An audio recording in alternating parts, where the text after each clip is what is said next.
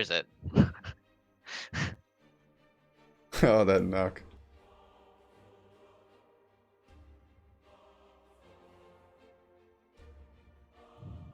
Oh, what prizes do you guys have? We are giving away a Winter's Heart Infusion, which is like 500, 600 fancy. gold or something. And then we're also giving away a copy of Path to Fire, Path to Fire expansion. Ooh. Hey, Nice. before the stream goes live, you can rig that heart for me, right, Merrick? Oh, Can you yes. set that up? It's already live, but yes, I got you. I got you, bro. Rigged indeed. Awesome. I'm glad we sorted that out. Nobody heard that, right? Yeah, No one's here yet. No one's here yet. Yeah, actually, it says 0 viewers. We have 0 viewers right now. Oh, there's Tiffy. There's Tiffy. Oh, no. Busted. That's weird that it says 0, but Tiffy's there. Now I just logged in there It says too. 7 for me, so. Oh. I don't know how many of them are us, though. I guess 4 of them are us. Maybe I have to refresh. That's kind of weird. Oh, okay. Now it says 8. Oh, I'm muting the stream. I don't want to hear myself. It's a good call. That sounds weird. No, I don't want to hear echo. myself either. Well, It's bad you enough. would just also hear all of us multiple times. Yeah. Yeah.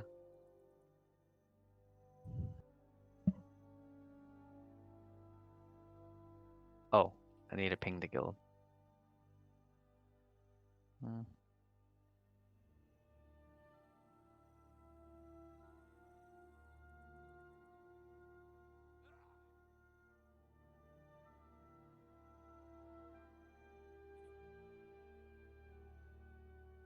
First of all, can I just take a second to acknowledge how sick this new logo is that we got? I mean, you guys probably can't see it on the stream yet. No. But on the Discord, though, can you see it? It looks so good. So good. On the Discord. Oh, on my Discord. Oh, yeah, that's right. That's amazing. You know what? I'm going to go put it in Rise's Discord. Where did you at the guild? Oh yeah, that. Tiffy Oh, I does put it on amazing work. guild events. You could just slap the logo. Guild events. Ah, there it is.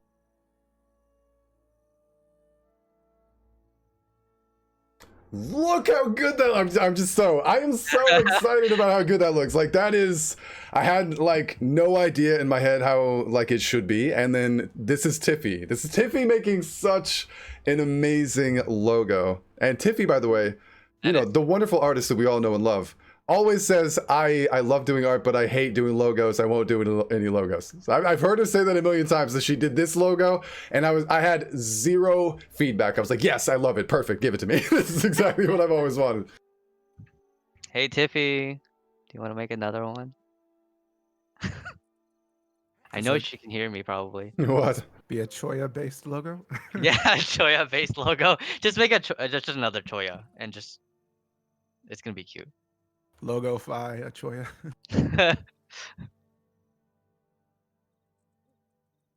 Speaking of Choya, Anxious PM'd me, giving me another Choya picture. She's like, "Here's another one that you could, in case you wanted more Choyas." So now the Discord's gonna be filled with even more Choyas. Nice. Choyas. I'm surprised you ever changed the name of the guild to like Choy. Yeah, Choya. I am also surprised at that, actually. Choya Rise. Hey man, I mean, on April Fool's Day, I changed our logo from the Phoenix thing to the Choya. Choya Maracas, and What it's he still changed it. there. Yeah, I know. It's awesome. Well, guys, this is not Rise. This is Merrick TV, which means there's not Choyas on this stream. What? Are you guys ready? Oh. Are you ready to see what the stream actually looks like? I'm so concerned. I but think go we're all for it. ready. Here we go. Wait. I'm already disappointed. The stream's starting now. Whoa, in the fade in. What's up, guys? Welcome to Merrick TV. Welcome to Coffee Break 2.0. Guys, 2.0. This is the new and improved. This is the second annual coffee break. We're going to be trying to do this every couple of weeks, every few weeks, as soon as we get another person to join us, and we are upping the quality.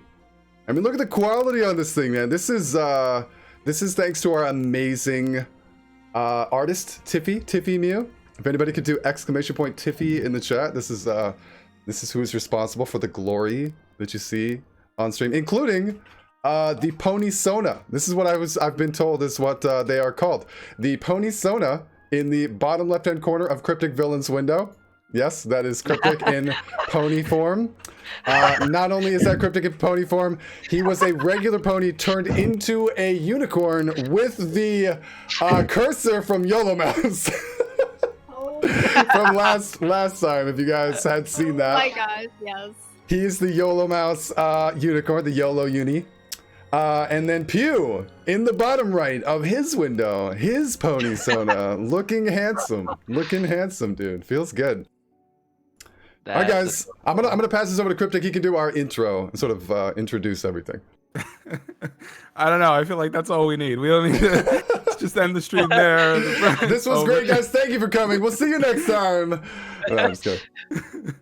Welcome everybody to Coffee Break. This is our podcast style stream that we've done once before. We're gonna keep doing it. Everybody seems to like it. Feel free, if you have any suggestions for Coffee Break, to note it down in the Coffee Break channel in Discord. Is that what it's called? It is. It is. Yeah. So give your suggestions, your feedback, your criticism, concerns, love, respect in that channel. But anyway, you could just PM Cryptic with the criticisms. Yeah, that part is okay. Yeah. Only Cryptic. Only me. I will carry the burden of the criticism. Anyway, my name is Cryptic Villain. I have been playing Guild Wars 2 for quite a bit, and I'm one of the hosts here in Coffee Break. I'm a raider. I've been doing a little more open world stuff recently, trying to explore the rest of the game that I haven't touched in so long, and been getting into fractals, which we will talk about today. But I'm also here with my wonderful co-host, Merrick TV, below me somewhere. Low and to the left. This is inverted. It's tough. Wait, other way. Nice, there you go, yeah, so it's a lovely host, Merrick TV. He is an awesome guy, wonderful streamer. You all know him. That's why you're here. And he's a great raider. And he is also a huge brony, as you can tell. This stream is nothing but a confirmation of that. I still didn't do it. None of this is mine. None of this was designed by Merrick TV. I am a victim of circumstance. I feel like it was endorsed by Merrick TV. I abstain. Just accept the responsibility for the ponies. I can't do it. And then, of course, to the bottom, I guess that would be to the bottom right of my screen. Over there somewhere. Wait. There we go. My dark. We have Juniper Prime. Junie is the wonderful moderator, admin, assistant, everything. What do you call someone that's like gets you gigs and stuff? Wife. Wife? No, that's not wife too. Agent. There you go. Agent for marriage. Manager. There you go. Yeah. Yay, Pat. She is all the things that we are not. She is amazing. True.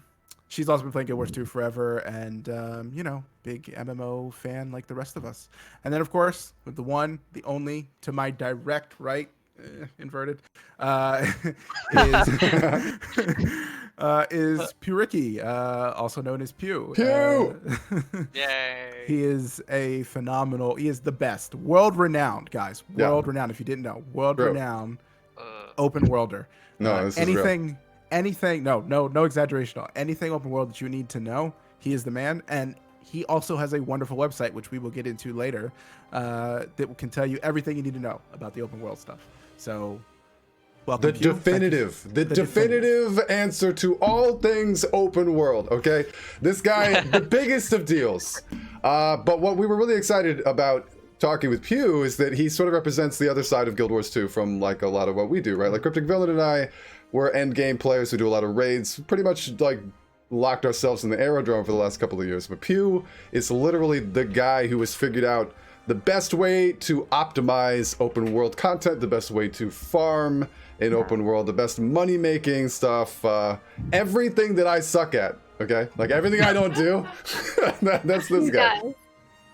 Yeah, it pretty much goes doubly for me. So without Pew, you probably wouldn't see open world. Like That's true. So I don't he's- know he's about the man. that. That's true.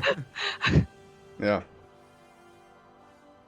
All right. Well, thank you so much for joining us, Pew. So glad that you were here, and we'll get into a bit of housekeeping before we get into the topics. First off, don't forget NADL. We're all a part of NAADL. Merrick, Delusional is- elitists. Delusional elitist. Merrick is the leader of NADL, so feel free to. Somebody could probably do. Is it like !DL in? There it is. It's there. Yep, Mhm. there you go. Check it out. It is a wonderful guild, and we are doing all kinds of things. Some of them, including raid training, which is happening all throughout the week. That's right. We also have guild missions on Monday. Tonight. Tonight at 8:30 p.m. Eastern time with Pang and Cat apparently. Yep, One sassy cat. the Mhm. sassiest of cats. The sassiest.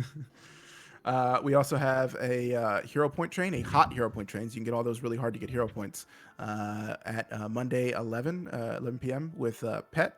And then Tuesday, we've got another raid training with Pang. And there are all kinds of other events that are happening throughout the week. Pretty much raid training is happening all throughout the week. But those are some of the like static events that you can see every single I do look week. glowy. So if That's you need weird. those hero points, if you need those guild missions, if you want to do raid training, you've got those for sure. And there's the NADL raffle. Check that out in the DL Discord. Put in a little bit of gold, win a lot of gold back, hopefully. Hopefully you've got some good RNG luck. But There is a cap on it too, so no one can buy out the whole thing. I think There you you go. can only do like 20 or 40 gold or something like that. So it's good. It's good. it's good. Good and well run. All right, let's move on to some topics. And like we always start out with, we're going to start with some of the Guild Wars 2 events that are going on. And the main one and the only one that's really happening right now is Fractal Rush.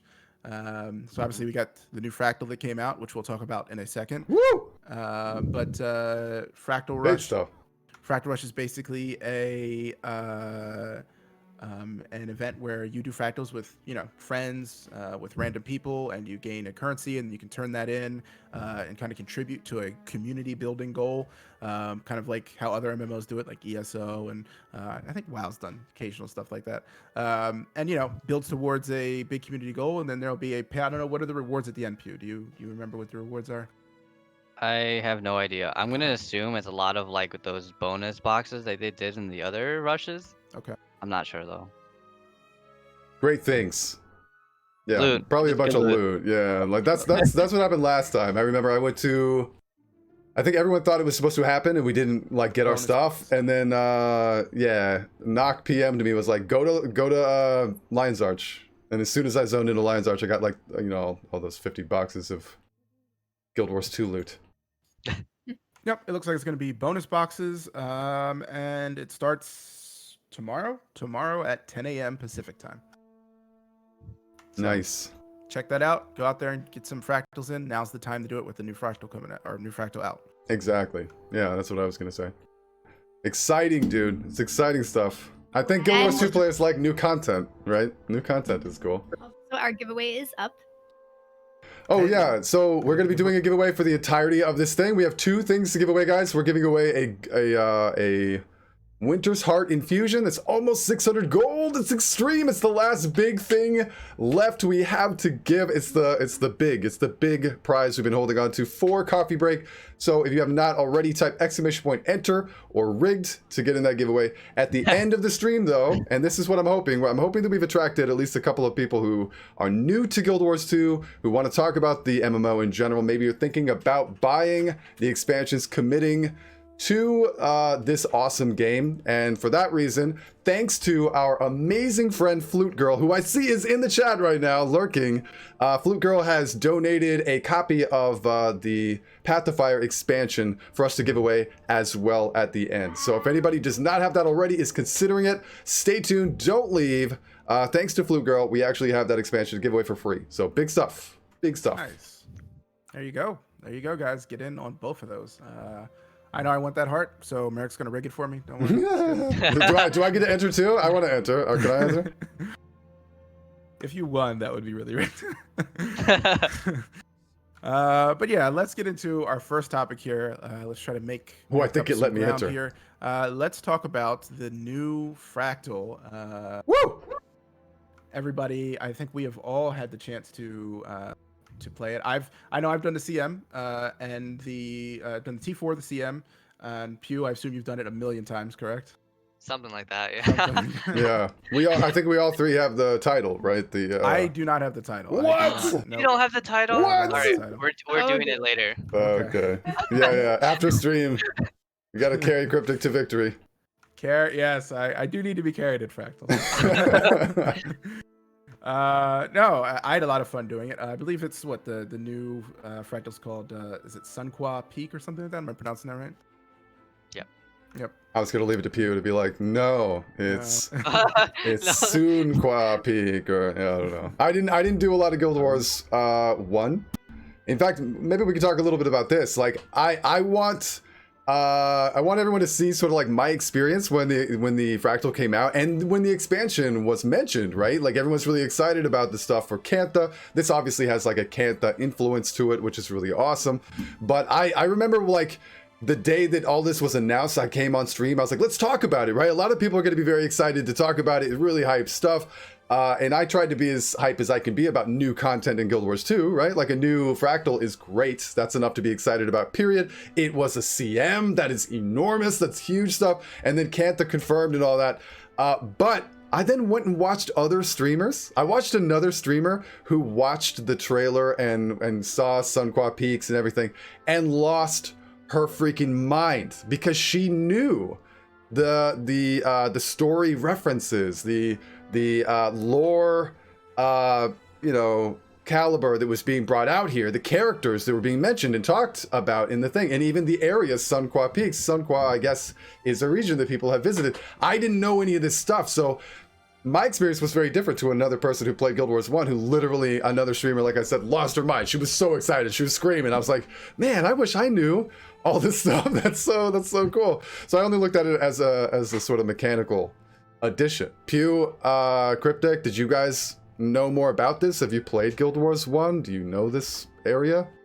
I have never played Guild Wars 1, so I know some of the lore because I read Berto, up yeah, it was on peachy. the game, It but was, dude. not that Fractal specifically. So I was more hyped on 1, we got a new Fractal that's been like way overdue, but 2, it had a CM and it was badass. But yeah, nothing about the lore. I had no idea about it. I just thought it was something cool and new because I don't know anything about Kantha.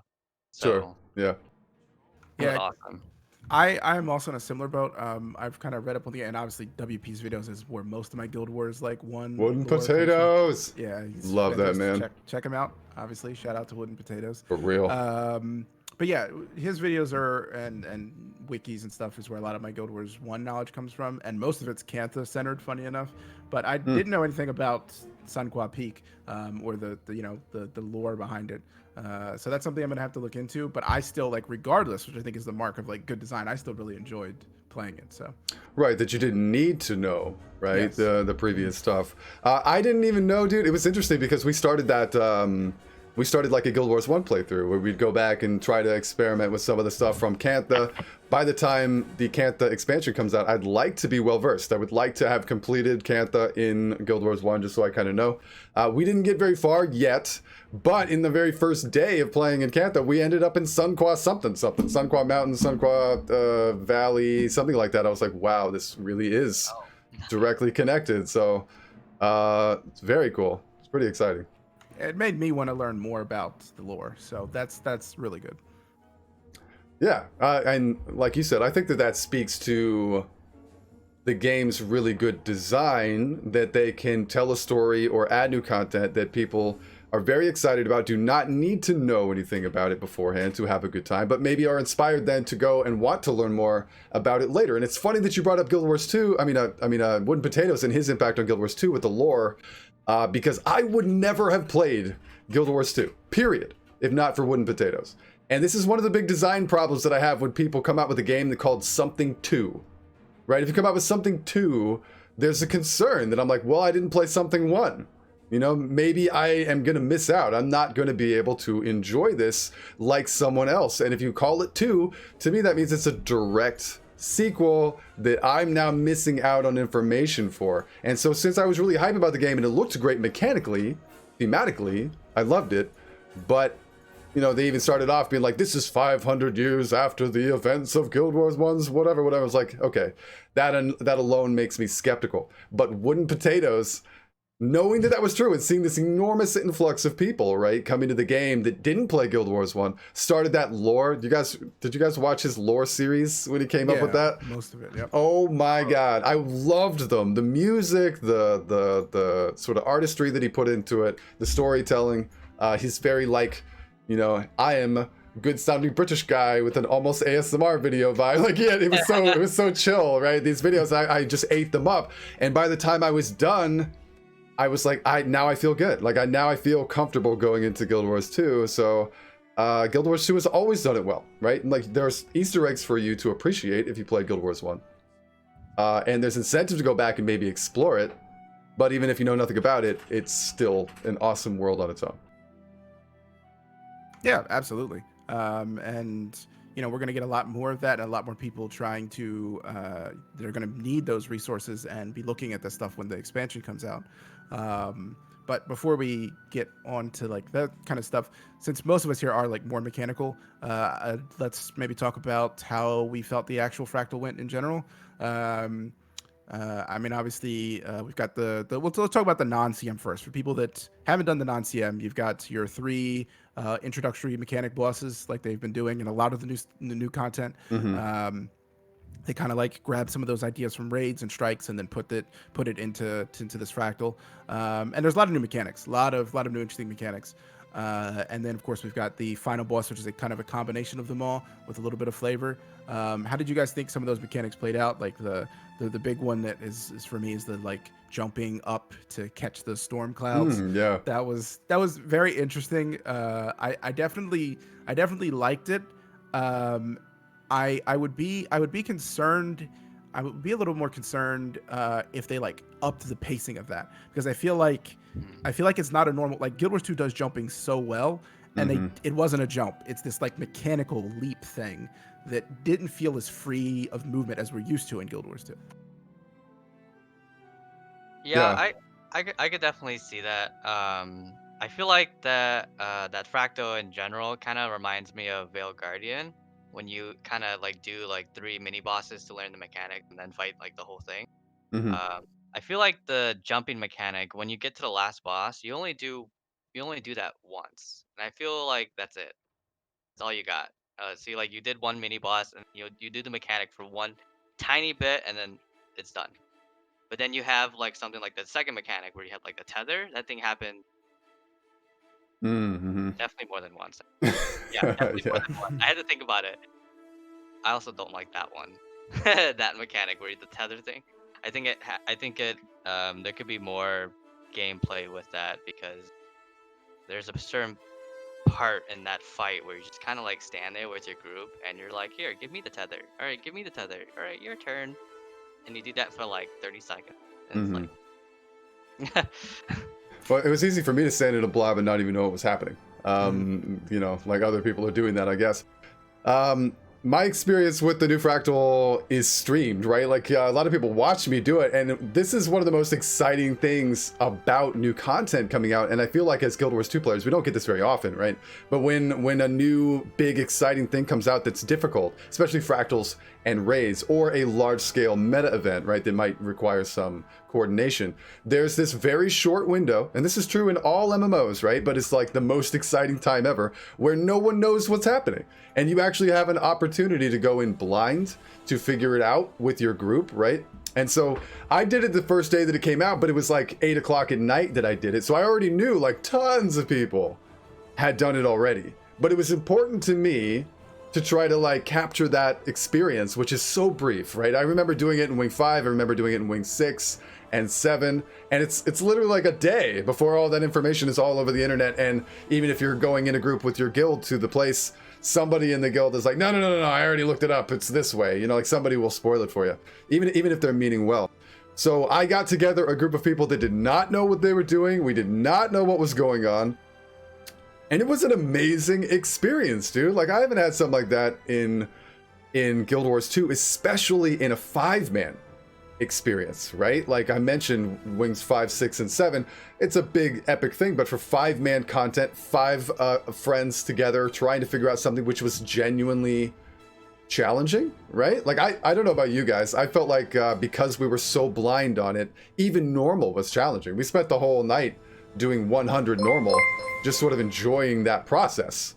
And sort of figuring things out little by little. 99 is now following, which was really, really cool. And then we actually didn't get CM that first day. I had to go back to it the next day, really buckle down with people who now knew the regular mechanics, who were just keeping secret from me the final boss form, right, that comes out at the end. I legit lost my mind when that happened. I thought for like a brand new experience, new content for veteran players, walking into that was exciting, thrilling, awesome. I loved everything about it. And the last thing I wanted to touch on was that you liked the it sounded like you were both a little hesitant about the run around and get launched up and catch that orb thing.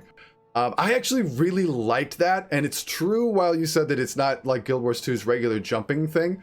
It isn't the normal control you get from Guild Wars 2 jumping, but since I've been playing other MMOs recently, it has occurred to me that what makes Guild Wars 2 unique is not just its phenomenal jumping, right? And I think that everyone in this freaking chat can agree that no game in the history of games has done jumping better than Guild Wars 2, right? Like, go to another game and try to jump and then just commit immediate Sudoku. It's just the worst thing possible. It's awful.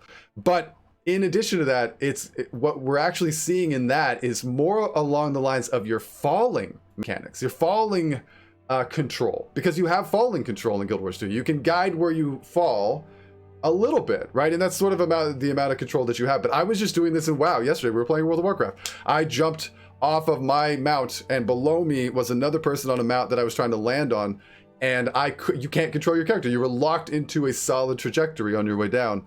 And so, like, I hate that. I want that freedom. Guild Wars 2 has spoiled me. And I thought it was an interesting and different take on a group mechanic that everyone has to do. We have to run in opposite directions or like pick up those orbs. And I love the way that Pew and his group did it. They're like, pick up the orbs, but don't jump for that circle. Jump for the next circle. And so everyone was really coordinated with what they were doing. It was one of my favorite parts. I thought it was new and unique. And that, for Guild Wars 2, that's amazing. Yeah, I really liked all the mechanics that they put in there from just like a core conceptual thing. I felt like Pew said, I felt like a little more interaction throughout those mechanics could have really taken it from like this is a really good fractal to like this is an out of this world fractal, right? Like you talked about like this jumping mechanic, this leap mechanic that we have now. It's getting you to use your the falling, which is still a wonderful thing in Guild Wars 2, but there was nothing to really avoid when you fell, right? You just landed and then went on to the next thing. If there was something like that where you had to like land, be careful where you landed, or if there was something where it's like you can't just hit the special action button, you have to jump and land on a specific thing and then you get launched into the air.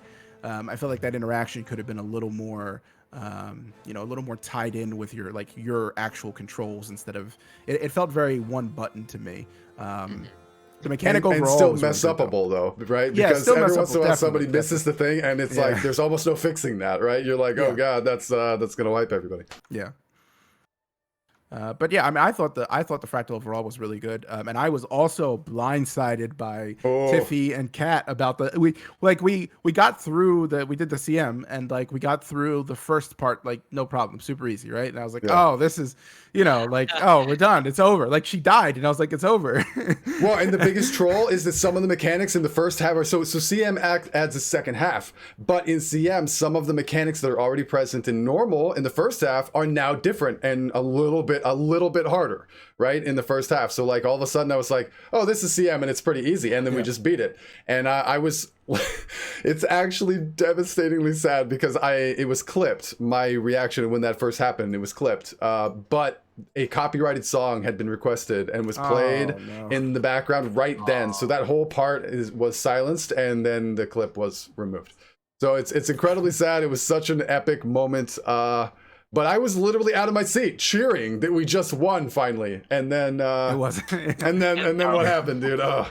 It was an amazing experience. I mean, it was really good. It was awesome. It was exciting.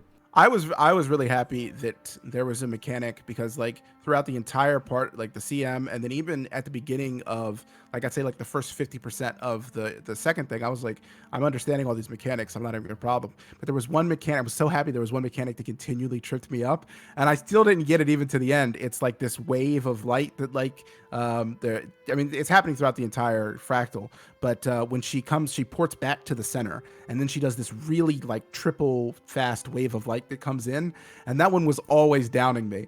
And Yeah, just not be in the middle is the rule there. well, I was backing up. I was trying to dodge because we were the way the phasing was happening for us. We had to spread out at the same time that happened. So there was 4 people already spread out, and I had to kind of be in the middle. And I was trying to edge around them to get away from it and dodge it at the same time, and it would always get me. So I was happy that I was really happy that the CM like had curveballs to throw at me that really spiced it up. So. And it was a huge shock. Like I was, like you said, I was thought for sure, oh, it's over, it's done, we did it. She's dead. I don't have to worry about this. And then turns out, no. It's a whole nother phase. One of the best parts was that we won, right? And nobody thought that we were gonna win. I think that poll. I was with Pew. It was actually with Pew and CAG and stuff. And so like we had got the win, and I don't like. I didn't even realize. No one had told me, and I hadn't looked it up what the achievement was to get the title or anything like that. Like I didn't actually know what it was. And apparently it's that everyone has to survive to the end, right? Nobody goes down. So it's the very end. The boss is dead or like dying basically, and Knock goes down. And do you remember this, Pew? And like I'm like, well, yeah, that's fine. Like I'm not gonna go res him. Like we won. And so everyone starts freaking out. Go save him! Like he almost died right at the end. We almost lost that title because Knock. I didn't know. I mean, I figured you just reset. Knock is in the chat. But yeah, it was actually one of these hilarious moments, and I was like, oh, okay. And I ran over, we all rezzed. And then like the moment he rezzed, the fight was over. And we all got that title, which I didn't anticipate at all. And that was just, it added to the excitement. I mean, the whole thing was good. I really think that ANET knocked it out of the park. It's so easy when you have a community. And this is true, right? You guys hear me talk about how Guild Wars 2 is a great game, that the community in Guild Wars 2 is phenomenal. But there's also this feeling of some old jaded veteran players who are sitting around waiting for content all the time, and they're very grumpy and they're very ready to make their displeasure known about the new content. So I get nervous for ANET anytime they come out with anything because people are ravenous and they're ready to jump on them. But I think one of the things that we should acknowledge about this fractal was its reception by the greater community, and I think that people were overall thrilled. Right? I don't think I heard anyone say that it was bad. Well, I'm actually curious, Pew, what do you think was the big difference between this fractal and then the last release, Siren's Reef? Because those are 2 completely opposite reactions, right? Mm-hmm. Almost the entire community's happy with Sunqua Peak and how it turned out and the rewards around it and all that stuff. But Siren's Reef, people still hate passionately to this day. Yeah, I still definitely hate it. I remember when it was released sometime last year, and we're like, oh my god, we finally get a new fractal, because it's been like before that fractal there was like a lot of months between it. So like, yeah, new fractal, new hype. We didn't really care, I think, at that point that there wasn't going to be a CM, but we were just happy that there was a new fractal, and so we did it. We're like, yeah, the theme is cool, it looks great, everything is awesome, and then you get to the final boss and you're like, what the hell is this? Like, it was a mess. And we did it, I think the first night we did it, I think it was tier 4 probably. And since we didn't know what to do, oh my god, we spent probably like an hour and a half just at the last boss alone, because the mechanics for that boss it was just too much. Mm-hmm. So that fractal in general, I still hate it to this day, especially when you get really bad instabilities like Sugar Rush is bad when the mobs move really, really fast and you can't kill them in time and they're all on the ship. Weebly Fire is just bad in general. And then what's another bad one? I think. Sorry, go ahead. I can't remember if Flux Bomb is an option. I can't remember an experience when Flux Bomb in Siren's Reef. I don't know the instabilities that well. Yeah, same. But I think like that's a good example of like ArenaNet thinking chaos, like the difficulty of chaos equals enjoyment, right? And it's just the final fight is just like you said, far too chaotic. Um, and I think it creates more frustration, like just in accomplishing the task than actually like than the sense of accomplishment after you've completed it relieves from that frustration, right? It You, doesn't balance out. yeah, you really hit upon something I think is which is significant, which is that difficulty is not difficulty. It's not all the same thing. You can have something be difficult in a way that is enjoyable versus difficult in a way that is not enjoyable. I know that a lot of people enjoy the modern format for fractals with the instabilities and the like what kind of chaos that creates. Not even just the instabilities, like the end game fractals. If you do it's not 100 cm anymore, 99 cm. If you do 99 cm, somebody who's brand new to that looks at that fight and goes like, what the hell just happened? There's like 100 mechanics overlapping each other at the same exact time. It is utter chaos. Even for people who know that fight well and can maneuver those mechanics well, even you feel like it's very hectic, right? It's definitely a hectic experience for you to do. I've often told people that for your individual performance, like how fast and panicked you are pressing buttons on your keyboard and mouse. I don't know how else to explain this. 99 cm is more difficult or more panic inducing than any raid in the game. It just is like for what you're doing, all the things you're trying to manage at one given moment, it is more challenging. When you got 10 people and they're handling giant mechanics that are really scary, could wipe the whole group in a raid, it forms a different kind of difficulty. But I've always been hesitant with the whole fractal instability thing. I believe that it does what it's trying to accomplish, which is like create variety. But oftentimes it creates a smeary mess of chaos shenanigans that I'm just like, well, yeah, this is hard, but it's just ridiculous and kind of annoying. Like I don't really feel like a badass having maneuvered it and succeeded sometimes. Sometimes I just feel annoyed. I might be in the minority on that, but that's been my experience with it. No, I feel similarly. I think it's part of why I like started to avoid fractals. Like, if you get the wrong group, it becomes a chore and not an enjoyment, right? It's just like you're spending time thinking a lot about how to work through issues instead of like enjoying the challenge of it. Yeah, yeah. I think But especially if you've experienced it like so often, and then you get into a group and it's not doing so well, I think you definitely will get like somewhat frustrated. It's kind of like just like going into a raid, but it's not like a training raid, but it's like Yeah. just like a normal raid with friends. But you can't get like a certain mechanic down. It can get a little frustrating. I feel like that can be translated the same fractals as well. Yeah, I would love to explore that a little bit. There's a lot of talk about raids in Guild Wars 2 being toxic or being hard to get into. This is something that on my channel I talk about a lot, right? I'm always trying to help people sort of maneuver that to get into raids. I'd love for them to be able to not have a negative experience when they get into raids and sort of mitigate the toxicity, or what I would prefer to call maybe elitism, right? People saying, maybe not being overtly toxic to you all the time, but saying you're not good enough, you can't be here. Do you feel like fractals have that same vibe in that same way? Are they just as bad? I don't do fractals enough to know, and anytime that I do T4 fractals and CMs, it's usually with friends, right? Like, do you guys do any fractal training or fractal pugs or whatever and find that it's just as bad out there for fractals? I've never done fractal. I've never done training for fractal pugs, but I've seen other guildies when they do like when they go live on Discord and they're trying to train people. Mhm. I think there's definitely like this weird big gap of inexperienced players. For example, like if you do like any tier 3 pug fractal, oh my Mhm. god, everything just doesn't work out because it's like that weird middle ground between people who are better or good enough to go past tier 1, but Ah, they haven't experienced the new mechanics that tier 3 is almost the same as tier 4. Most of the mechanics are the same, but they just aren't there to hit tier 4. And then you get this weird tier 3 gap where nobody knows what they're doing, and you have to have like some kind of knowledge and experience of the fractal to pass it. And I remember a guildie was trying to teach them, and they just got so frustrated. It just didn't work out. That's so And interesting to me. You feel like it's worse in tier 3 than in tier 4. The tier 4 somehow has gotten people that are better or more experienced through the mechanics, and so it's more consistent in tier 4. And tier 3 is like a weird stretching point that's not quite there.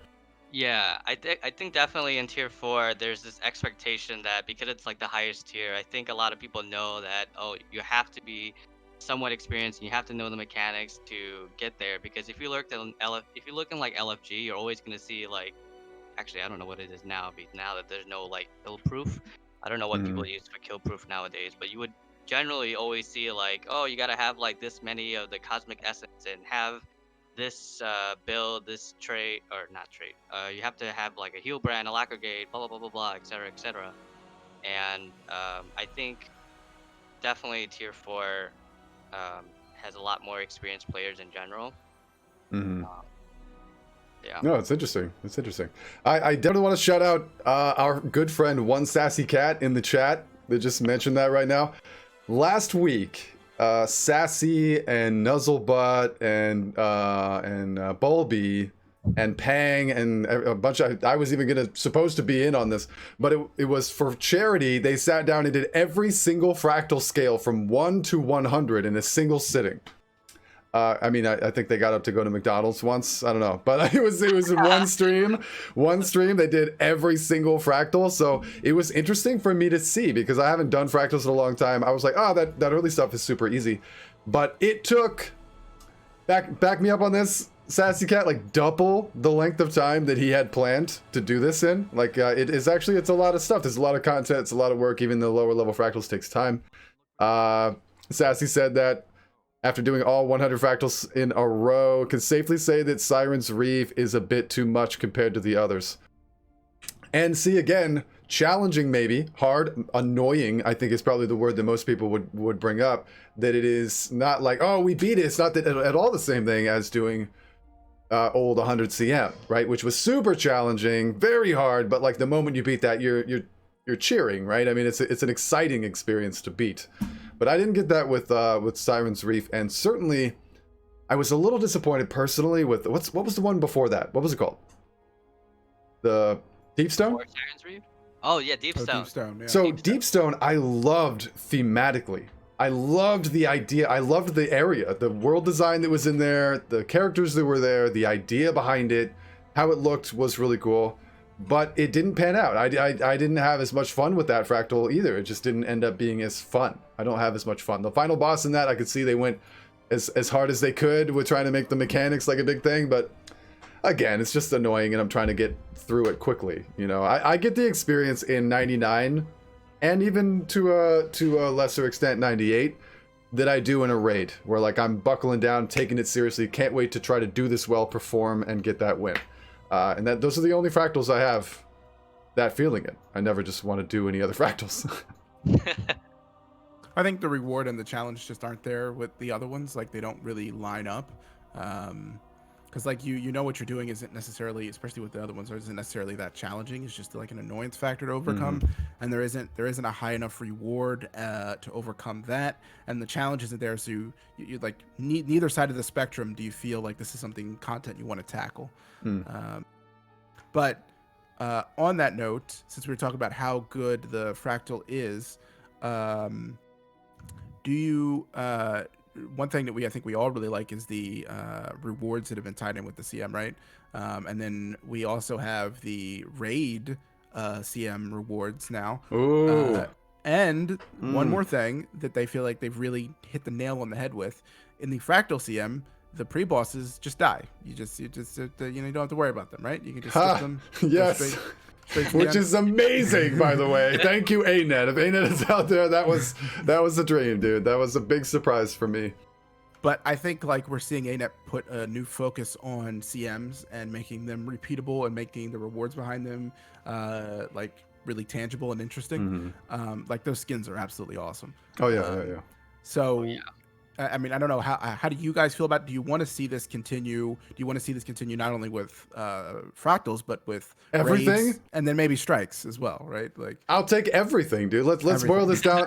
Let's boil this down to what it really is. We're talking about difficulty settings, right? And I want not only them to do this, but to expand on it. Guild Wars 2, and again, this is something we touch on a lot on the stream, is that Guild Wars 2 has a very casual player base, and what we're trying to do is harmonize between. And there's nothing wrong with that. Guild Wars 2 is a great casual game. This is the game that you can come in and you can play it an hour a day, in 2 hours every other day, whatever. And as long as you keep playing, keep trying, keep doing your thing, you will accomplish every goal that you want. You'll get everything you want out of it. And if you stop playing for 6 months, a year, 2 years, and come back, you'll be ready to play with your friends tomorrow if you want to. Like, we haven't out-leveled you. We haven't left you behind in gear or anything like that. So Guild Wars 2 is designed to be that way. But and for that reason, like, I'm happy. Like, the people who play that casually, that's great. But they're trying to coexist with a hardcore contingent of people who want challenge, who want repeatability, who want reward for time invested, you know, or skill put in. And they're trying to make these things harmonize. It's not always easy. And one of the best ways to accomplish this is difficulty settings. And we've seen it. I mean, they touched on it in the beginning, right? Story mode for dungeons, right? We're comfortable with that. We've seen that from the beginning. Story mode was what was supposed to be there for the dungeon itself as you were going through the story and getting to experience that content. It wasn't supposed to be really challenging. It wasn't supposed to lock you out. It's an easier version of the dungeon that gives you that story. If we saw story mode raids, or, you know, or multi-tier difficulty in all the content that we can get in, where you could just get a slightly bigger reward if you want to put that challenge in, I think that's like literally designed perfectly for Guild Wars 2. I truly do. Also, huge shout out to the raid we just got. Who was that? Was that Lorenity? I'm probably butchering that. Lorenity? Yeah, yes, it's Lorenity. Thank you so much. Really appreciate that, guys. She's an amazing streamer. I have checked her stream out. I really appreciate her stopping by. Everyone who just joined us, thank you very much. This is Coffee Break. It is an MMO podcast. We have a couple of times a month where we just sort of discuss the game Guild Wars 2 in general, MMOs and how they've evolved, if they're getting better, worse, new content, pros and cons, things we'd like to see, all that kind of stuff. So thank you for joining. Today, we have Pewrecky, known to us more commonly as Pew. The Pewster, Pewmeister, Pew, the myth, the legend, Pew. Stop. He's a content creator for Guild Wars 2 as well. Though you may not see him in stream, what you were definitely going to be comfortable seeing his work in very soon is the website that he recently made for Guild Wars 2. I'm sure you guys have seen pewresearchcenter.com, and if you haven't already, we're going to talk about that pretty soon. So. We won't delve into it right now, but that's Pew. He's the man. And sorry, we'll segue back in. Go ahead. Pew.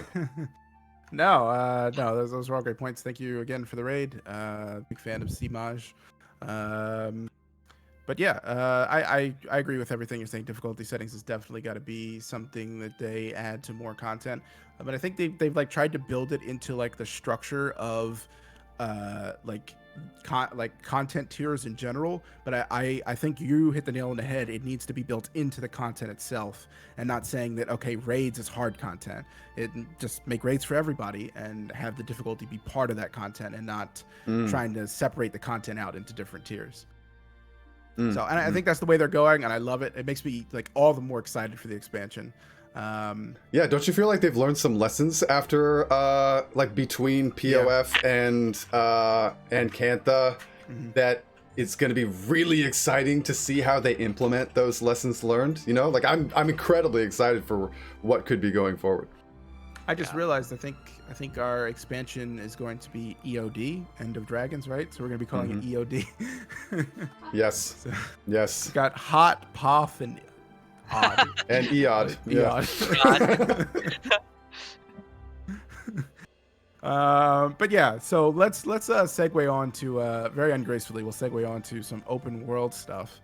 Yeah, let's talk about some open world stuff. What's that? I know. It's Are you trying to tell me just- that there's a land outside of the Lion's Arch The Aerodrome? aerodrome? No. I know it's scary. What? I know it's a dangerous place, Ugh. and it's not something to tread lightly. But thankfully, we have a guide here that is going to show us and tell us Thank you, and lead us Lorenity. through all the difficulty. Wonderful Pew. Enjoy your food. And you're gonna help us through. You're gonna help us through the absolute terror, which is open world that everybody else is so comfortable in, but us raiders are scared to go out there. And I think we'll lead off with how much do you love Dragon's Den, and why is it your favorite map? We're starting off terribly. No, I hate Dragon's Den. No. It's a meme that Pew hates Dragon's Den. Like we've Yes, all yes. known this for a long time. He hates it. He won't do it. So that map, like in general, it's a really great map, especially for like the first few times you do it, or the first time you do it. Amazing map. But then after a few times, when you find out that you actually have to do it for like legendaries and stuff, if you chose to do the Heart of Thorns route, it's not that fun anymore. And then you do it like multiple times, and it's just not great. So you don't dislike the map itself. You hate the fact that you're not just incentivized but required to have to do it on repeat all the time in order to accomplish the bigger goals in the game, like legendaries.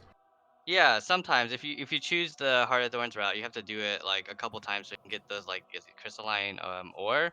Mm. But I also Actually, don't the like Path it of because Fire too, right? yeah, you If can do Path of you Fire too. Well, no. I mean, if you don't want to deal with like hearts and like you know better than I do, but if you don't want to deal with hearts and stuff like that, like other ways to get funerary incenses or whatever, you Mhm. have to do Dragon's Den for crystalline ore, right? Because that's the only other way to Well- get funerary incense. Yeah, well, no, really terribly. There's a time lock on a time Yeah, gate on how true, you can true. even do that. So really, no. If you're gonna do crystalline or just do, I mean, just do HOT. Like, listen, I can actually speak on this. My Sharur, my hammer that I just made, I for the first time ever was like, oh, dude, I've done, I don't know, 3 or 4 HOT paths through legendary crafting. This time I'm going to do POF, and it's got to be big brain because since I've never done it, I must have a backlog of resources for days, right? Like all of my HOT resources are gone from doing the previous legendaries, but I'll do it this time in POF and it's going to be easy. It is not easy. It's like it's way harder. It's way more time gated. So like, yeah, if I ever do any more legendaries in my life, they're 100% going to be HOT. The problem is that while Dragon's Den is a huge pain in the butt, it's farmable. There's nothing to stop you from just farming that thing, right? Like do it over and over again every time it's up, and then harvest what you need. Everything about the funerary incense is terribly time gated, and so life is miserable. So you really are incentivized to go the HOT route and have to Yeah, do Dragon's Den a bajillion times. Yeah, definitely. And not to mention, if you do like Path of Fire, you have to get like if you don't play Path of Fire that often, you have to get like elegy mosaics, which you only can get through the POF metas and the legendary bounties. And so if you really haven't done POF content at all, like you're gonna be spending hours and hours doing those metas again, and then the legendary bounties again, and those aren't the most fun. Yeah. CV Dazzle says, I don't think it's so much an issue with the map or meta, but the reward structure in regards to legendaries. That said, Dragon's Den is definitely on the upper end of what I think is acceptable for a meta duration. I can totally see why you would start to resent it while farming.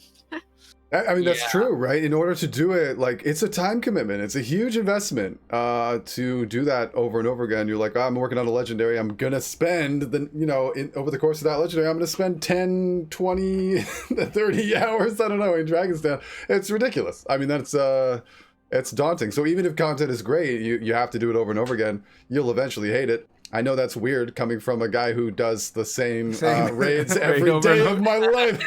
But Not even raid, Spirit Run. You remember when it was Spirit Run every day? every day. I for some reason do Spirit Multiple Run more times a than I day. do anything else. Yeah, I know. It's weird. Yeah.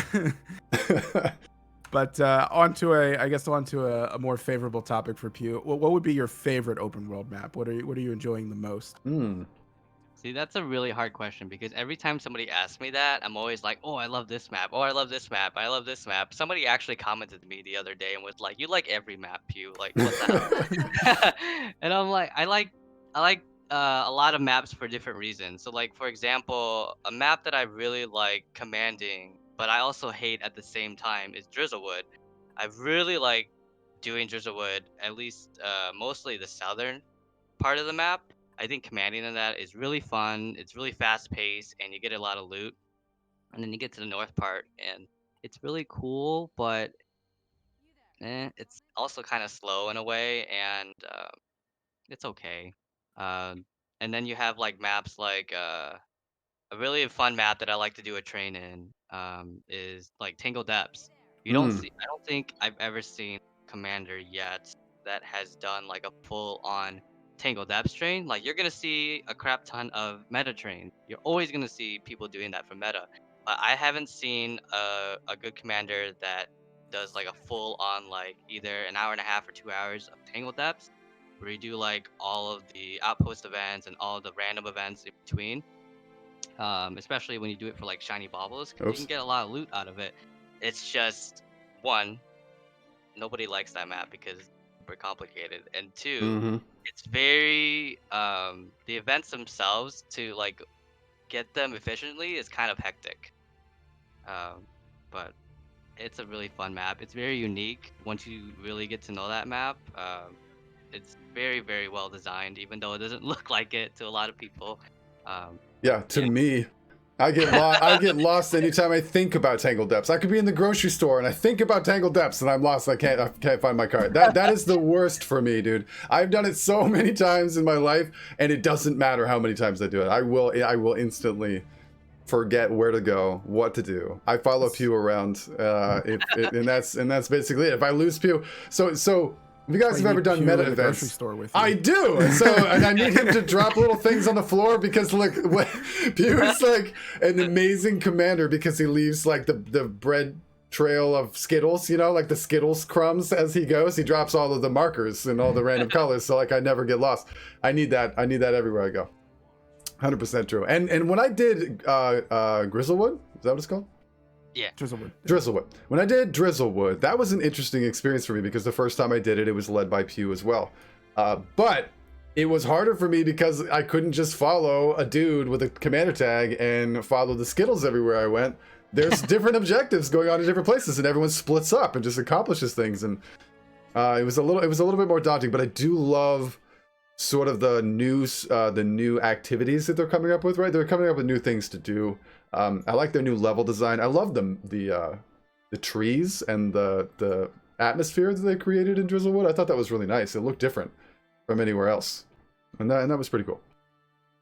Yeah, I love the kind of like world v worldness of it in a PV open world, kind of setting. Yeah, it did feel world v world. Yeah. You're right. Yeah, it was definitely different and definitely like, it was just a nice, interesting refresh on open world. Not that I do that much of it, but like, I've been on other pre-trains and stuff, and like I've made legendary, so I've had to do Dragon Stand and stuff like that. Mhm. And it just felt like a complete shift away from the normal open world, which I thought was really, really nice.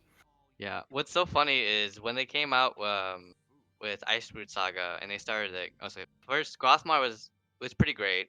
I like their metas there, except for the events in between are kind of meh.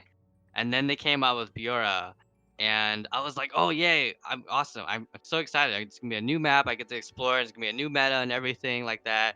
And then you do like, if anybody's been to Biora and did like the I always get my directions mixed up. East side, East meta. Holy crap, it's a snooze fest. And I got super Mm. upset when that came out. I was like, oh Oof. no, this is what's coming in Iceberg Saga, and I'm like, no, no. And then Drizzlewood came out, and that got my hopes up a lot more because I think that map design itself for the events is very unique, and I think they did a really great job and headed to the right track. So would you say like fast-paced, consistent events is one of the things that like makes a really good map for you? Or like, well, what are some of the criteria for like a good map for you? Like, I wonder that as well. Is it more thematic and mechanical, or is it more efficiency based? Because you do a lot of efficiency oriented stuff. Is it fast paced and efficient that makes it a favorite of yours, or is it that it's more fun to actually do? Does it just have to drop shiny baubles? Is not. Exactly, exactly. Shiny baubles. We need more shiny baubles in the game. It's only like Heart of Thorns maps, Mm, and random core maps that nobody plays. So I definitely like a map that's very active. Like there's always an event, and then you do another event, and another event. I like having always something to do. I really hate just waiting and standing unless downtime, you're yeah. planning for a big meta. Like say you're doing Auric Basin. If anybody's been in like my Auric Basin trains, like there's that 15-minute like Mm-hmm. pre-event phase where people usually start tagging up and go to each gate, and then they wait for that 15 minutes. And then there's that like tiny pre-event that happens. But if you join a my train, we do like a mini hero point train. Not Yeah, we do a hero point train, and then we do like all those mini events to try to get like champions.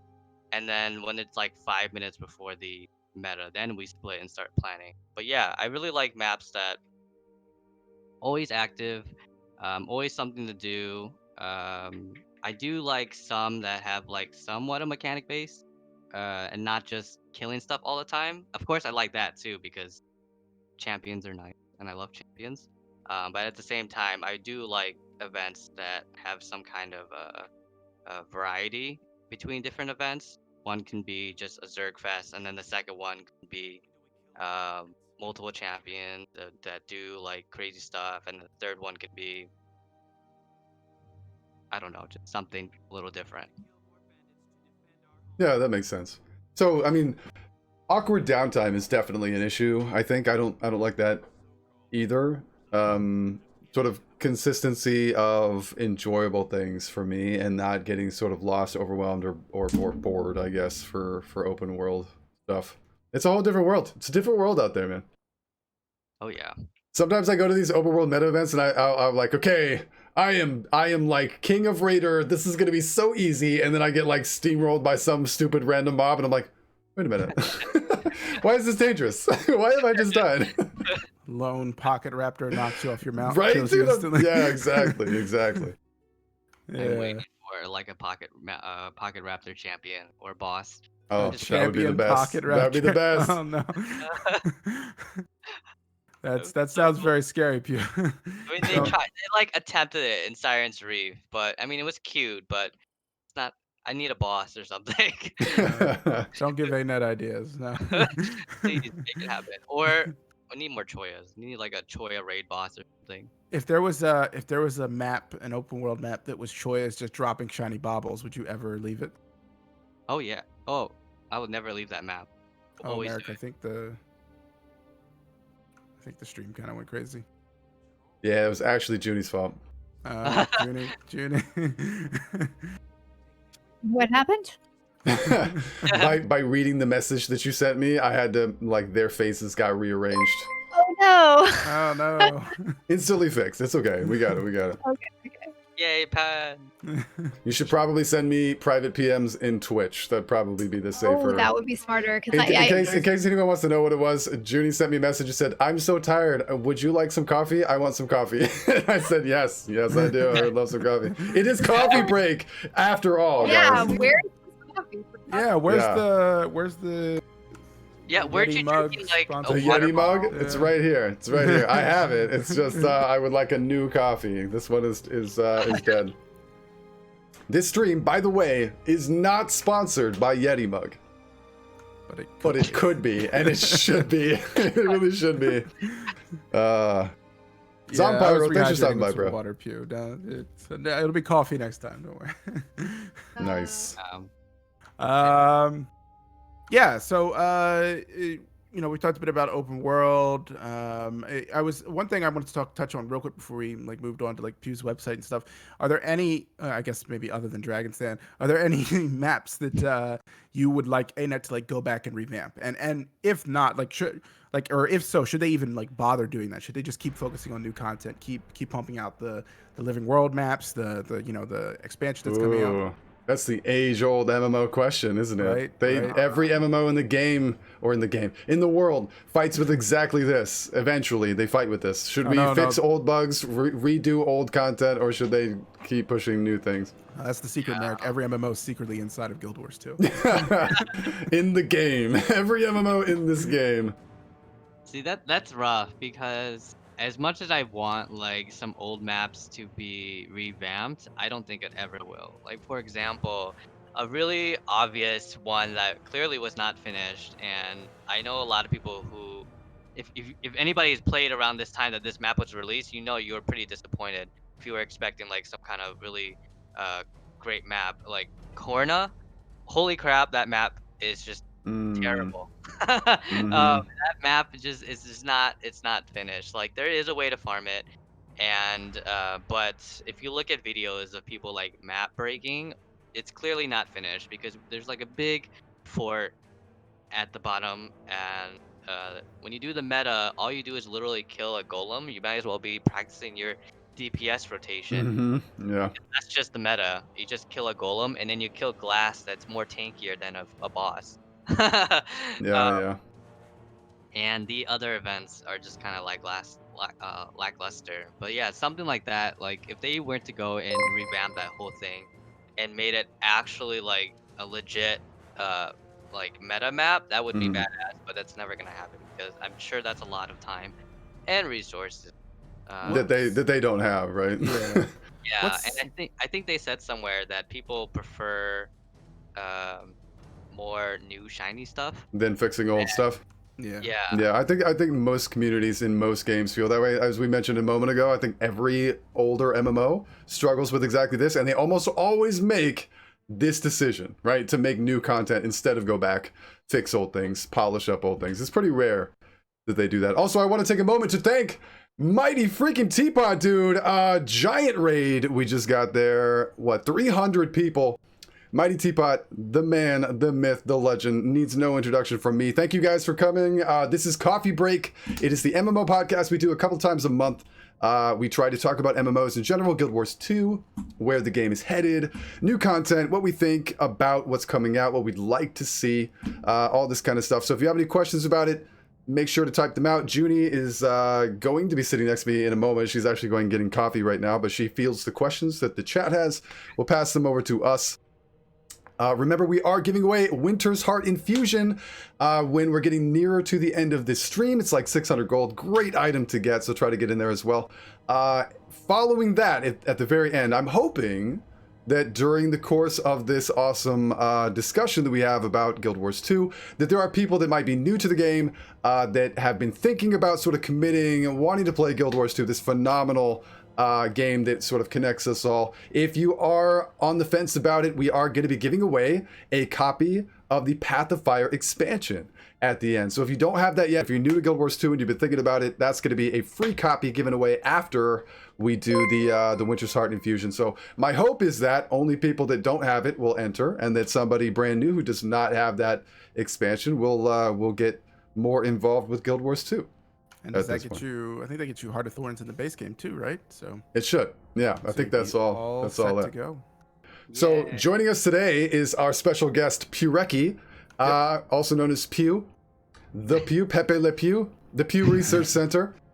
This dude, ultimate open world master. The ultimate open world ninja master. Yeah. So basically, you guys may not know him by face, may not even know him by name, but we're going to talk about his website in just a moment, which everyone should know. And if you don't already, Pew Research Center is making waves, dude. Like everybody who's involved in open world content, open world efficiency, farming gold, all of the communities that are into that kind of stuff, of which it is huge. Can I just say, I had no idea, dude. Like, I run in the raiding circles. I know the raiding guilds. I know the raid badasses, right? Like, I raid all the time. Apparently, there's a whole world of this stuff out there. And in that world, Pew is the Snowcrows, okay? Guys, so make sure, we'll talk about this in a minute, but that's who this guy is. Very exciting.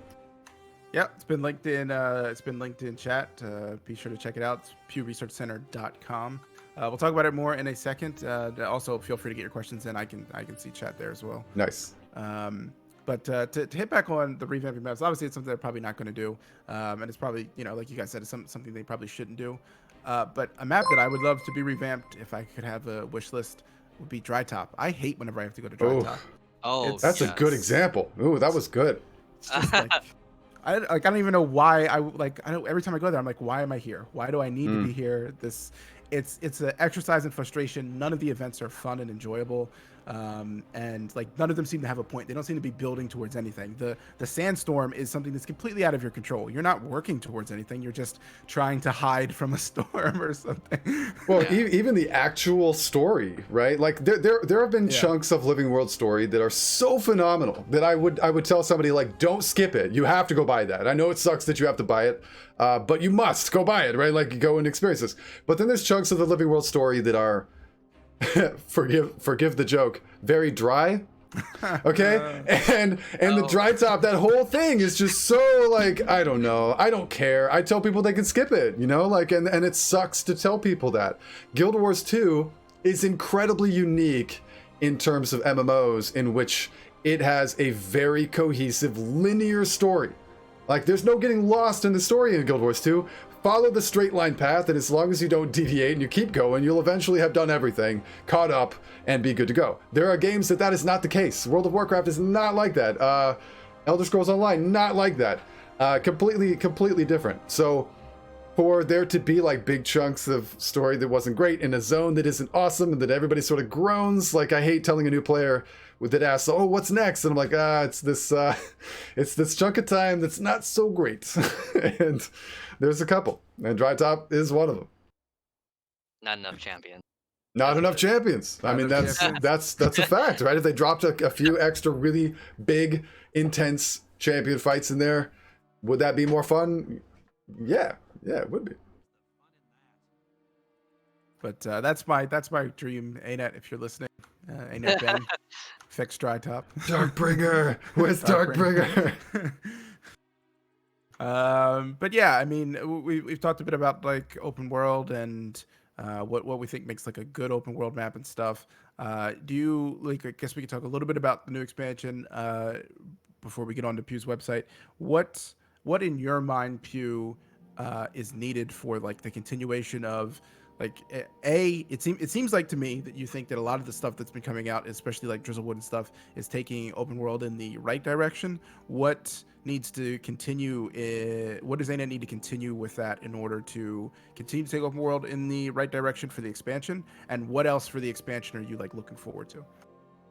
In terms of maps and farming, I definitely think so. Drizzlewood's definitely in the right path, but I think a lot of people can contest to this that Drizzlewood just takes too long.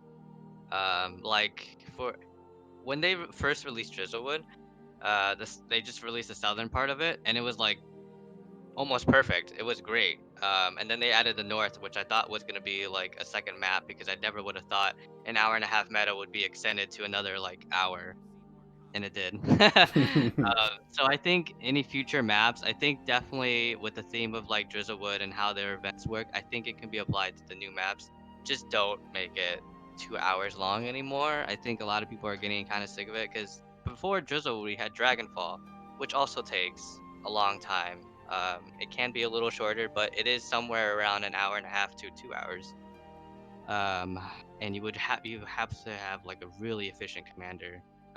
So for the new maps, for the expansion, I would really like a mix of what Heart of Thorns brought, where the metas are very, very team oriented and map wide.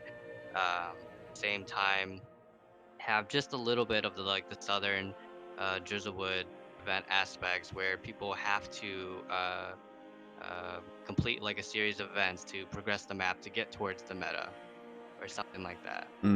But I would also like some maps that are pretty chill that may have like a map wide meta, but the events don't have to be like as serious, so to say. Like somebody noticed like Knight, what he said, like more Living Story 3 map trains.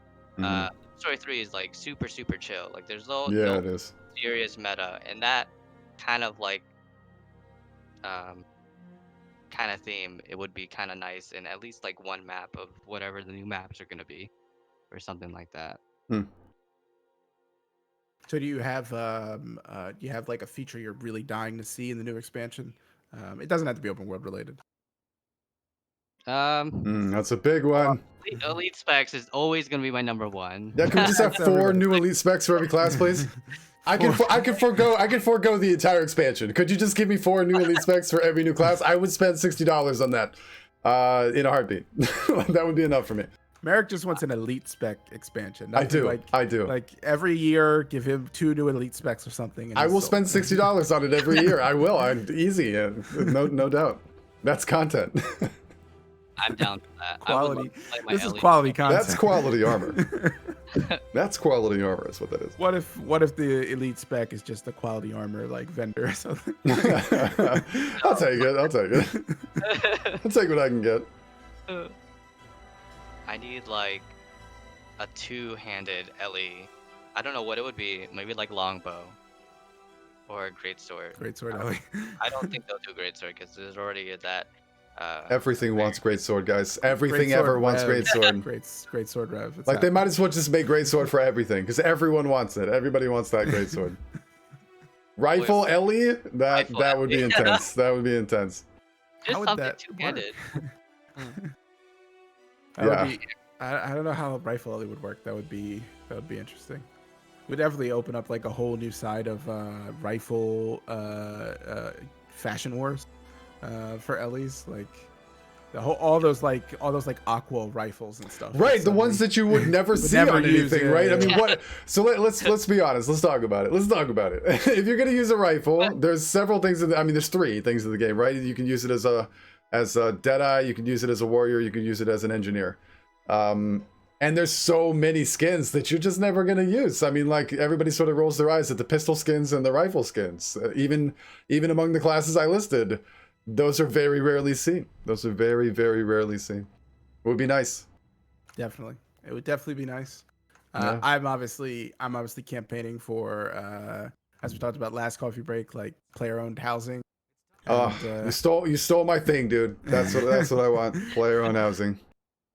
player-owned housing and NPC companions. I think like let's bring it back to like the Guild Wars 1 NPC companions, and then let's give us player-owned housing. And I think like that would make ArenaNet so much money. Yo, Like- yeah, let's expand on that, okay? Like, lots and lots of MMOs try to do some form of player housing. 90% of them do it badly, right? But it is such a great idea. It depends on who your audience is. In World of Warcraft, do you think people really care about player housing? No. They're playing that game because they're doing things competitively, mechanically. It's not so much, and the graphics themselves don't really lend itself to like, let's design a coffee table that goes great with my, it's like, no, that's not what you're getting in World of Warcraft. But in Elder Scrolls Online and in Guild Wars 2, I feel like the community is the perfect community for player housing. Oh yeah, absolutely. This is literally the community that would be not only excited for this, but would spend gems on it, dude. Like people would be Bucket list. thrilled to see a new. And look, any of you guys play ESO? You see it all the time.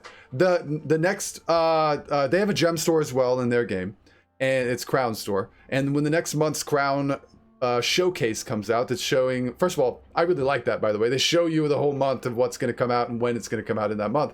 But you get excited for the outfits or the skins or whatever. But in addition to all that is like, oh crap, they're coming out with the new house, or there's a whole furnishings pack, right? Or Halloween comes out and there's like Halloween decorations for inside your house, and people get really, really into it. And I feel like we are so robbed as the kind of community that Guild Wars 2 is, that would just be thrilled to do that and to spend money on. I feel like it's the next way for them to fund their next expansion, guys. Like, do you think people wouldn't buy this? I would buy it. Yeah, absolutely. And we don't need tons of instances right now. There's already a bunch of instances with the current ones that they could open up to everyone, and then just add a few more, right? Add like one in Heart of Thorns, add one in like, Path of Fire, add one in like the new expansion, and there you go. You've got like, if you open up the current player like places and actually put a house in there for each one of the like the personal story instances, and made that available to everybody. So you just have to purchase it, and then added one for each of the expansions. You would have, so many, like what, 5, 6, it'd be like 9. That'd be like 9 instances available for people. And they have so It would many. be a start. That'd be a start. Yeah, it'd be a good start, and they can add more. It's when they see the money that they're getting from this, they're going to want to add more. They're going to add, a raid one, a fractal one. We could finally have something in the aerodrome that isn't isn't just boxes. Well, yeah, I mean, so that's its whole own podcast. Okay, why the freaking aerodrome has not been fixed yet in the 5 or 6 years or whatever, ridiculous. But that's why, because they're building their dream house right next to the aerodrome. That's the reason why. But honestly, like, they could make versions of housing that serve sort of like the specialty areas do that we have to buy in Guild Wars 2, right? And you can make the first time that anybody really realized, because I think a lot of MMO players just skipped the games that player housing was done really well in, right? Like if you haven't played EverQuest 2 or Rift or Final Fantasy 14 or Elder Scrolls, if you haven't played those to any great extent, you've missed out on what player housing can be. So I think Guild Wars 2 players would just be shocked at the idea that they could decorate their own house, make everything look really cool, maybe put something in that is, I love this about EverQuest 2's thing, is that there were practical things you could put in there as well. Like you could put in a portal to the mists in your house, and then you could not have to go somewhere else and go to your own house to do that, or crafting stations in your house, or even just mount the legendary weapons that you've crafted on the walls. Oh, yeah. You know what I'm saying? Like things that you've done or gotten in game that you could then put as a decoration in your house. It's phenomenal content for people who like immersion, who like role playing, and if that's not Guild Wars 2's community, I don't know what game is more so. And if anybody has like their own like personal guild hall, I think they definitely have that kind of technology there, because if once you have your own guild hall, or if you're like a guild officer or leader of a guild, you know how you can set up like all like the like the furnitures and all that stuff, and you can do a lot. You can do a lot with it. You can even So the make systems are there, is what you're saying. Yeah, the problem is that 99% of players don't get to share that, right? They're not experiencing that. It's a couple of people in every guild who's doing that kind of stuff. And you're subjected to everyone else's opinion in your guild, and like to be able to do that kind of stuff in your own house is amazing. I mean, it's fun. It has a whole new level. Yeah, I think it'd be fun. And we've already seen like I always say, like Gilded Hollow, for anyone that hasn't explored that, like explore Gilded Hollow from top to bottom. And I absolutely mean the top, because it is massive. And like, what you can do, what people can do, making like their own personal guild hall in there. Just imagine being able to do that in a home instance as well. Would just be like, there's the creative level is just through the roof with these things. And the systems, like you said, the systems are already there, and it's a great money making tool. Same thing with the NPC companions. Like you can, just like with mounts, you can limit them to only certain areas, certain content. And it's now you've got a place that you need to, all this extra ascended gear we've been collecting, there's a place you can put it. And you're going to want to use transmutation charges on all the gear, right? You're going to want to put all this little, decorate your little NPC companions and stuff. There's more money for ArenaNet. Think of, Merrick, you'd be out of transmutation charges in the first day. You'd have to buy some. I'm already out. You're already out. Yeah. Listen, until they give transmutation charges and raids, bro, I got none. Like that's all there is to it. Yeah. And I saw Clay said jumping puzzle races. That would be a nice thing to add in the expansion. Jumping puzzle races, dude. Like, that's another thing they have, like the technology for. Like they can do, like how they do adventures, have that kind of like that like leaderboard. They could add it to jumping. That would be pretty cool. I totally forgot about adventures. I even forgot they were called adventures. But I every once in a while have come across one, and I remember when HOT first came out. I got really into it, dude. There was a couple of them that I was really good at, right? And so I would come back every day and check the board, like, have I been dethroned, from the top 10 or whatever? Or you'd be super surprised. You're like, I got a great score. And then like everyone that's on your friends list, you see what their scores were. And you're like, what? I didn't know this guy was so good at this. Like, I don't know. We had some great times with that back in the day. I would like to see that expanded upon. I think that'd be kind of cool.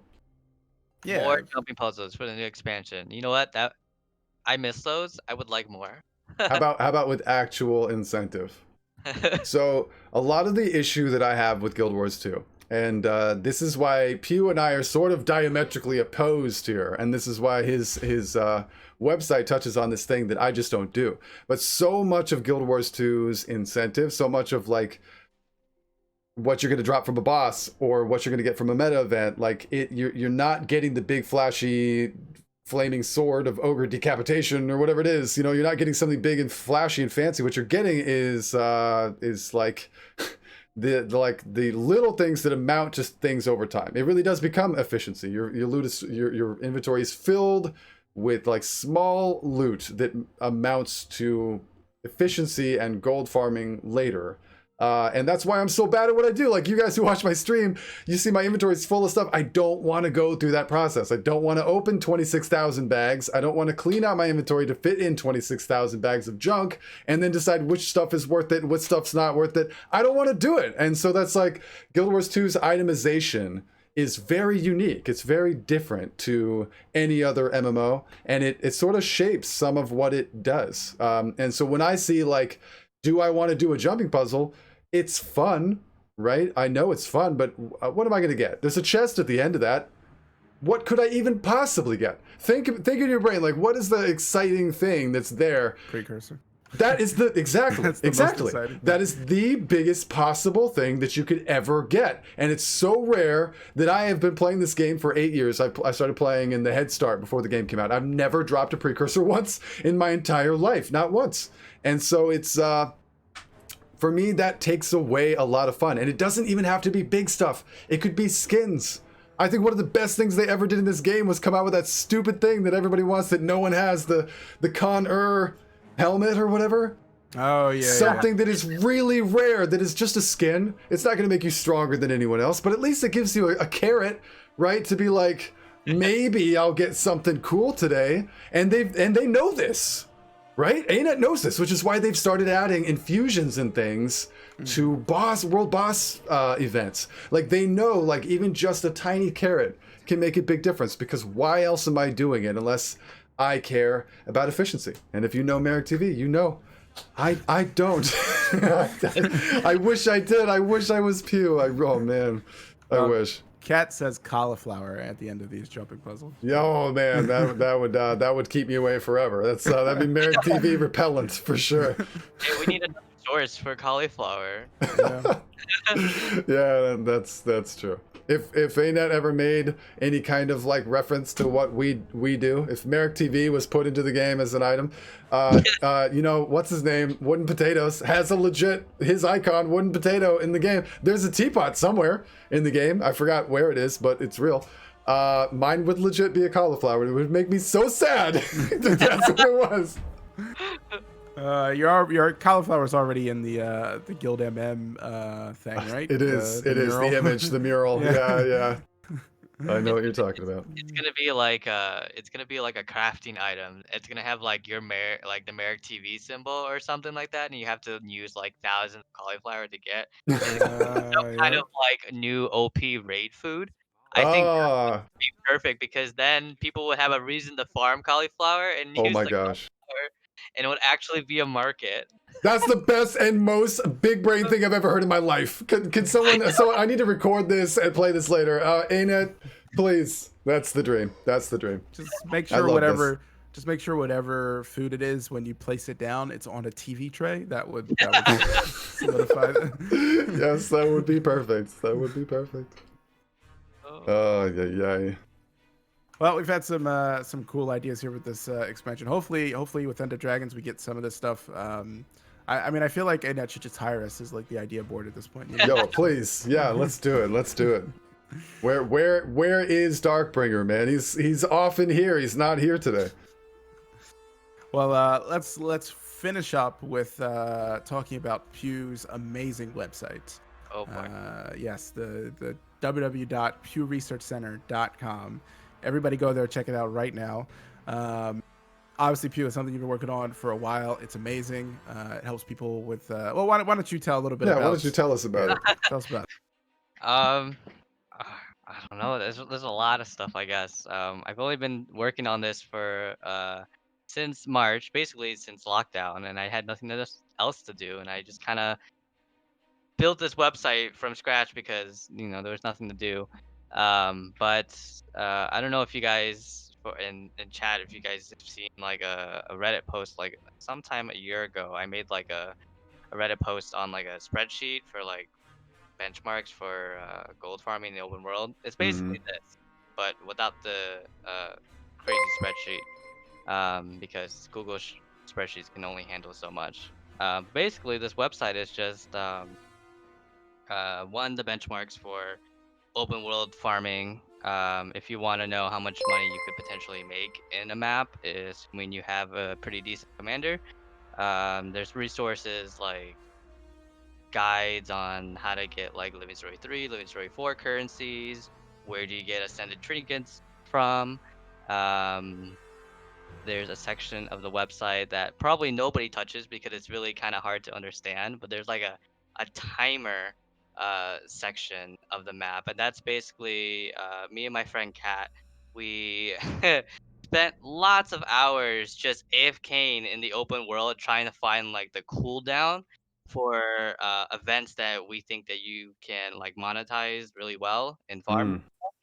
Mm. So we would sit there and get like the average cooldown or the respawn rate of that event. So like for example, if you were to do like Tangle Depths, if you looked at the timer page for Tangle Depths, it looks like a mess because all you see is this long list of timers Yes. for Hmm. like commanders.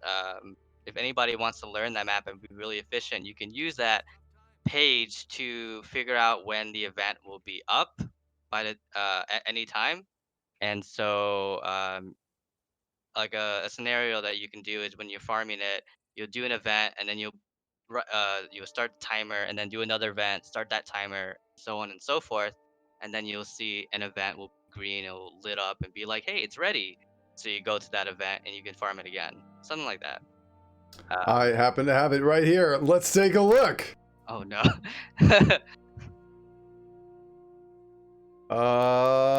Bam. Tell us a little bit about the adorable art. What? In fact, I have a Pew question. What's with you and Choya? Can we get? I would like a like the backstory. I want the origin story of Pew and Choya.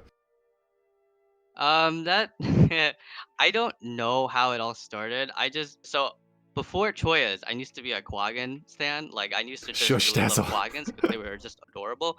And then Choyas came. I'm like, what the F is this? This is like the ugliest thing ever. But then they came out with like this Choya dance tonic, and I'm like, all right, this is kind of adorable. They're so freaking ugly in game, but They are, and also kind of edible, I think. at the Yes, and they're cannibals. kind of cute in a way. It's like so ugly but cute. I don't know if that makes sense, but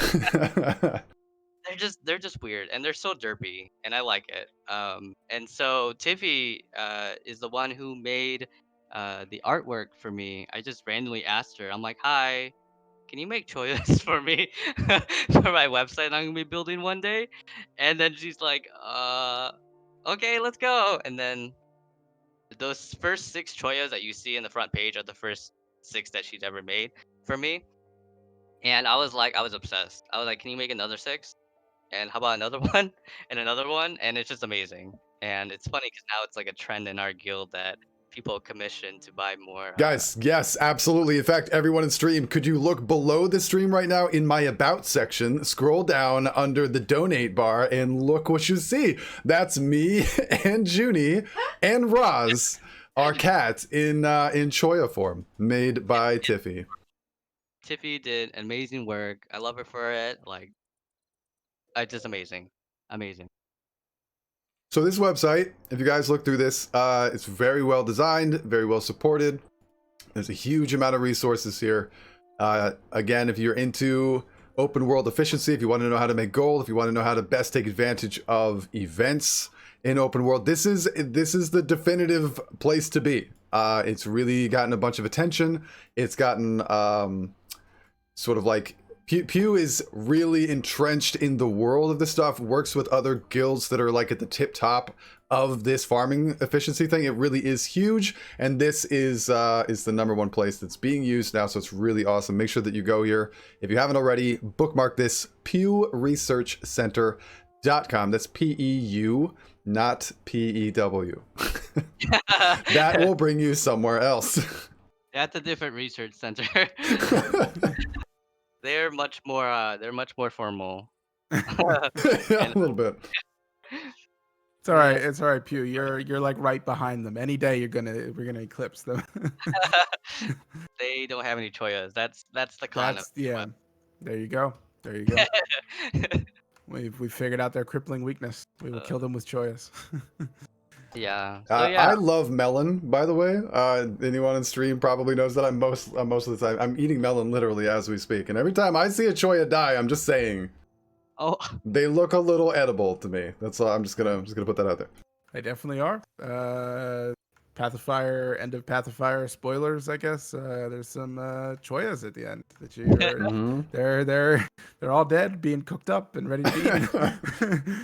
yeah, I would love to see more choyas in the new expansion. Please just add some choyas. Like, for example, like in Sandswept, you'll see like a random pack of like choyas because they're far away from their home, but you'll see them and it'll say lost choya. And it's really sad, but please have that for the new expansion. Just kind of just shove them in there and just say they're lost choyas. Lost choya. Oh, sure. Speaking of things lost and found, Junie is back. Welcome back, Hey, Junie. welcome back. Yay! Drink coffee. She literally brought me a frappuccino. I have a frappuccino in front of me now, so There you it's go. officially coffee break. It is coffee break. There we go. X Jigglypuff says, "Who is this nice lady?" That is Junie. She is my wife. We met in Guild Wars 2, if you can believe it. So play video games, meet your future spouses. Who knows? You never know, guys. Never know.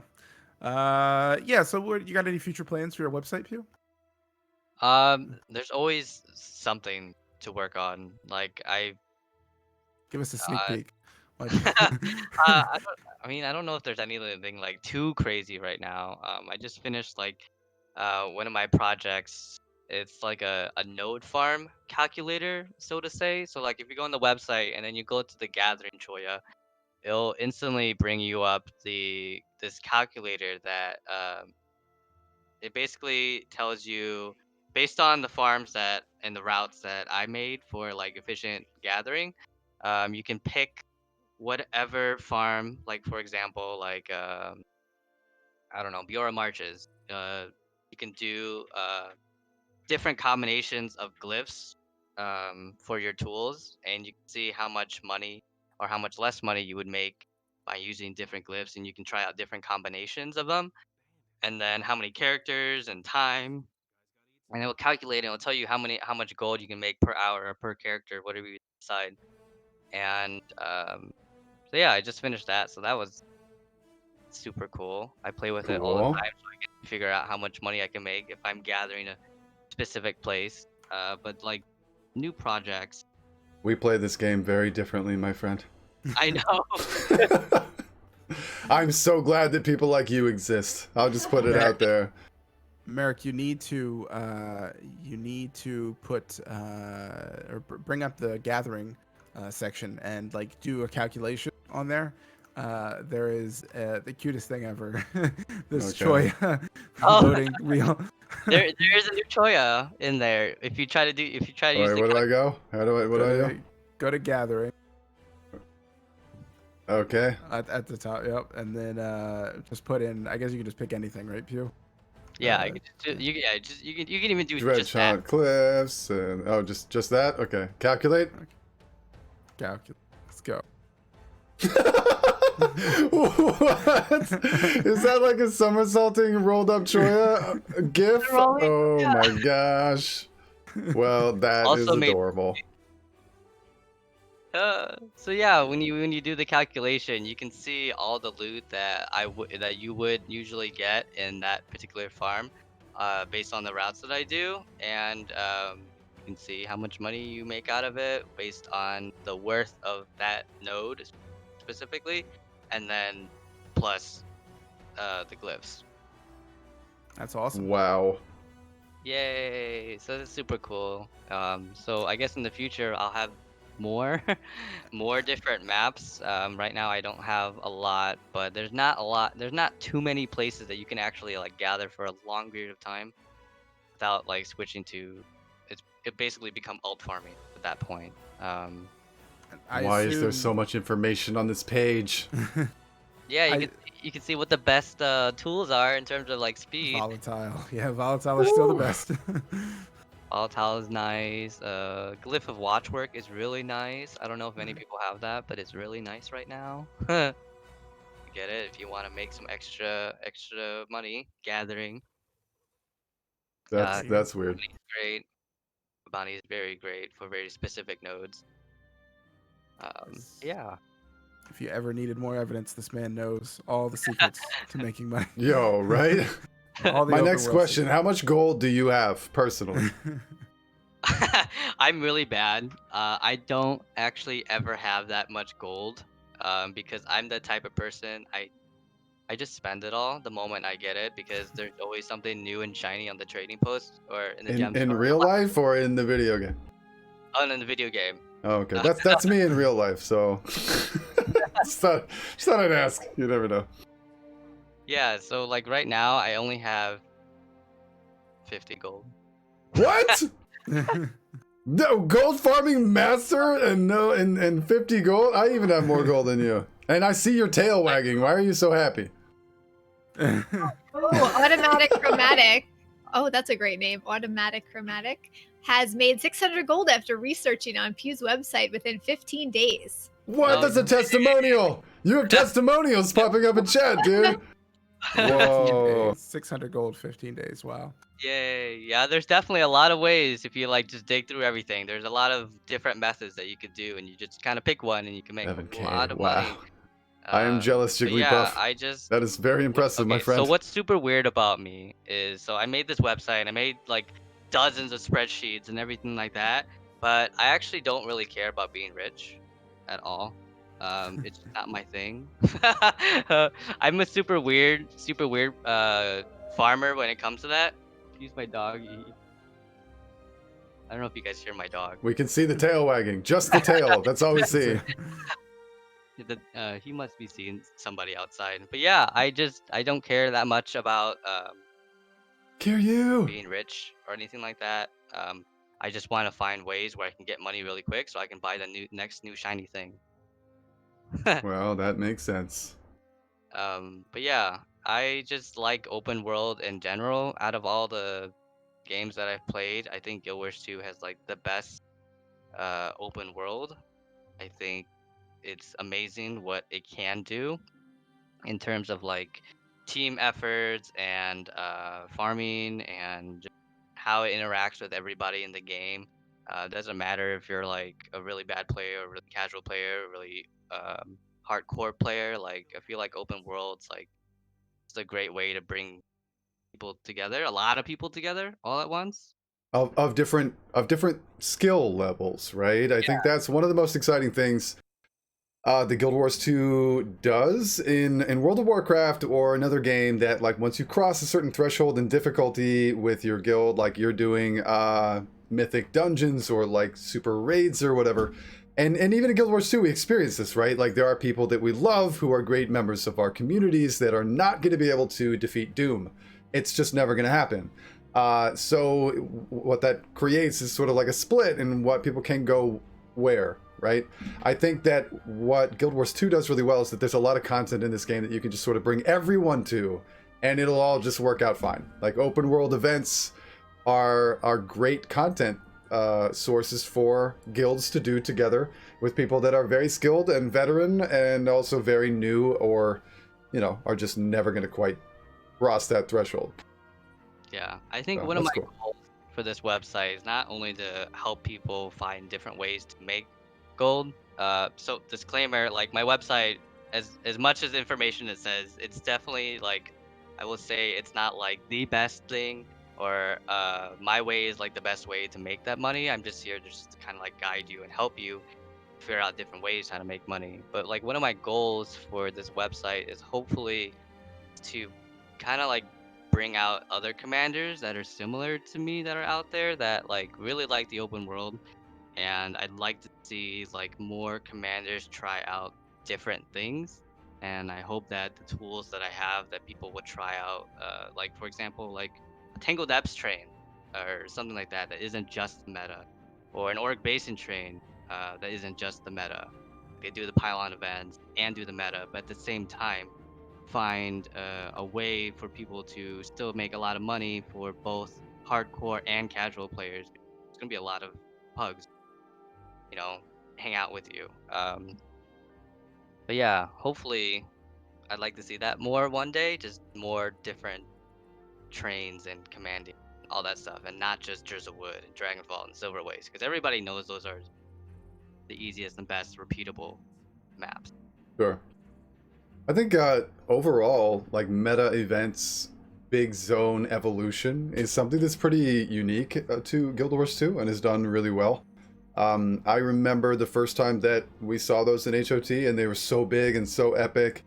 I don't know about everyone else, but I was sad to see it sort of devolve as things went on. I like the bigger, harder ones. I'll never forget Tangled Depths trying to do the Chalk Garrett, right? Like the game couldn't do it at first. You guys remember this? Like no one could beat this thing, and it was so annoying. It was so hard, and it was just like you probably weren't gonna get it. And even once people started to do it, it was like a real touch and go kind of thing. I think as I've gotten older and I play more of these games, I value the possibility of failure, and I think you don't see that as often in modern content, in modern MMOs. So those are always my most exciting times in open world for sure. Yeah, it makes the success like all the more rewarding, right? Yeah, and you lose out on that, man. I mean, and I talk about this a lot as well. We should actually probably do like just a whole podcast on this alone. But the way that MMOs have changed, the way that things have evolved, it's trying to evolve in a way that is the most inclusive and fits the lowest.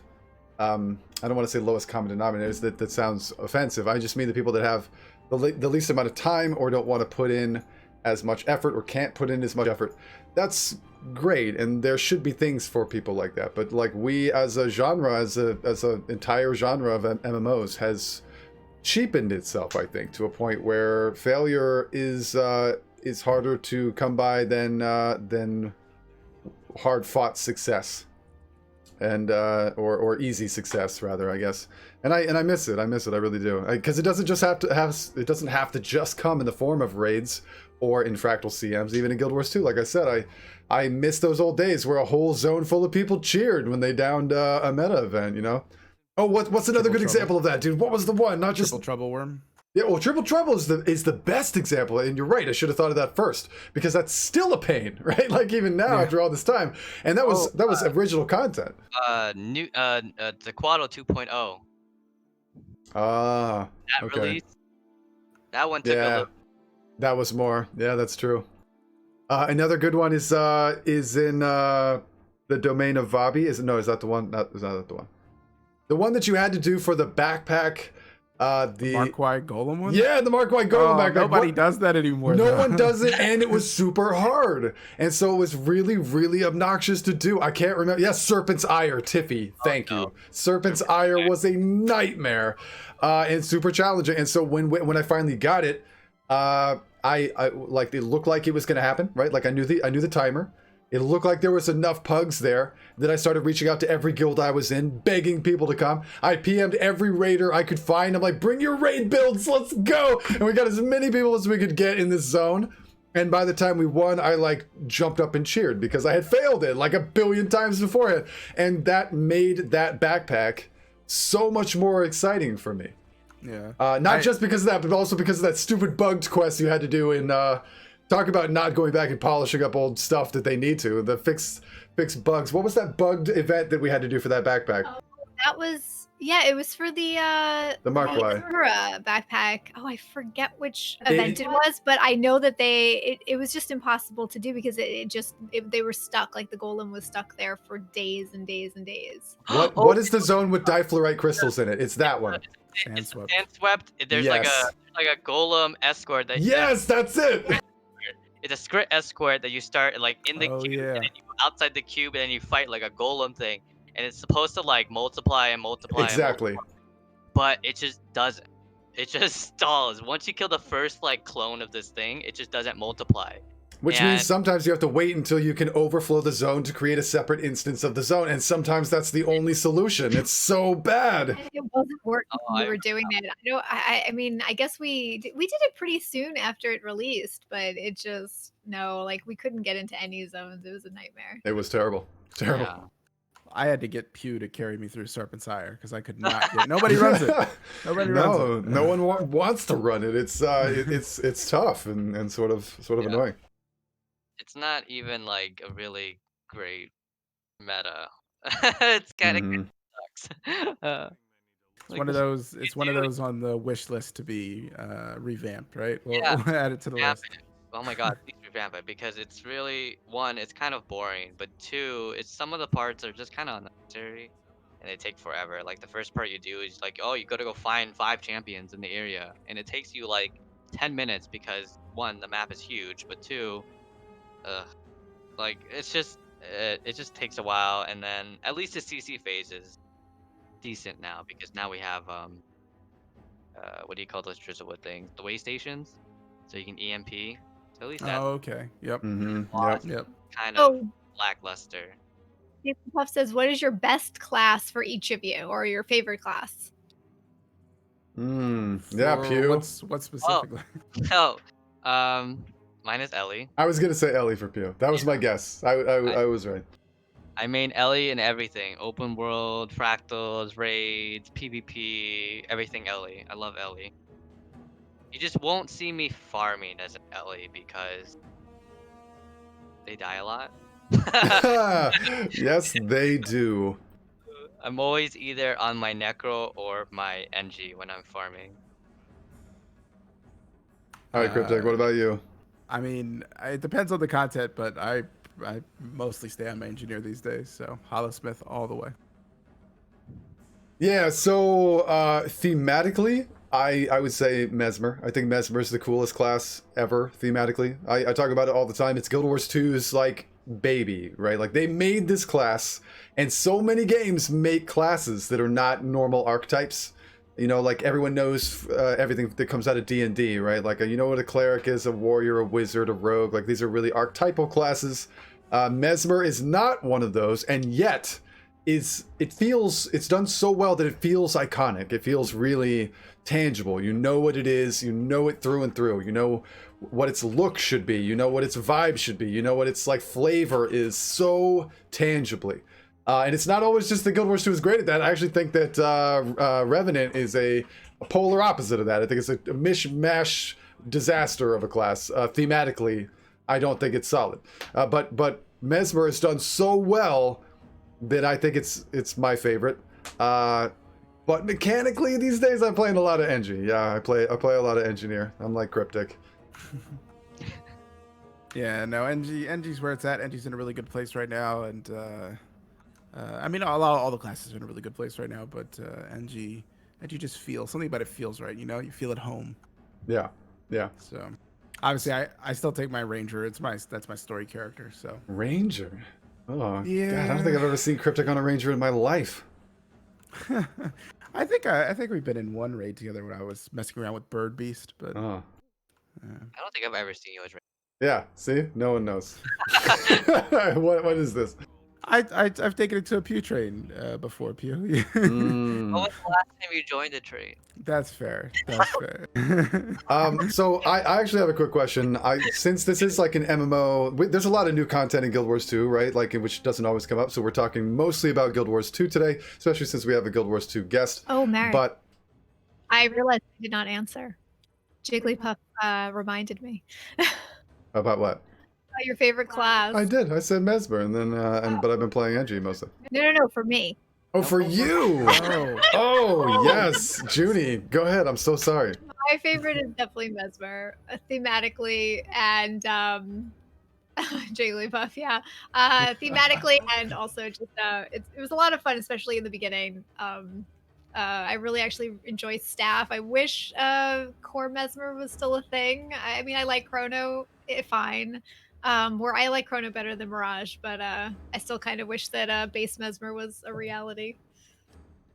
I agree. I hope that the new elite spec feels super mesmery rather than taking it in like a totally different path. I don't know if anybody remembers what's that one like 2 week period of time that staff mesmer staff mirage was a build in raids, and it like there was a unintended side effect from a patch that they did, and it made the ambush skill on staff multi-hit as it would pass through a hitbox, which meant that on, especially on larger hitbox bosses, but just in general, staff all of a sudden became incredibly true, like as a strong class. And so I actually made 2 staves for that build immediately. I played it for that 2 weeks, and I still have them sitting in my bank to this day, just in case I can never play staff mesmer again in the future.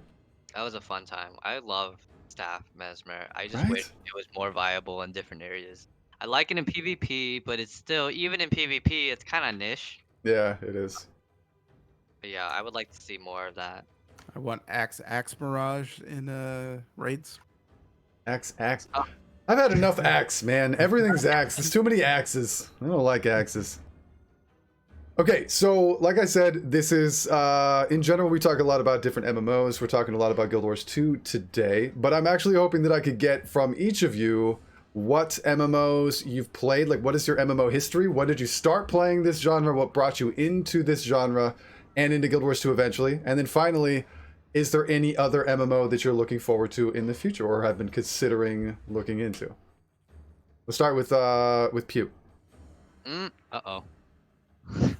So what got you into the genre? What was your first MMO? Let's see. I was probably like 12 or something like that, and one of my friends, he was playing this Yeah, Kiryu. it was a game called Last Chaos, and if you look at it now, it's pretty crappy.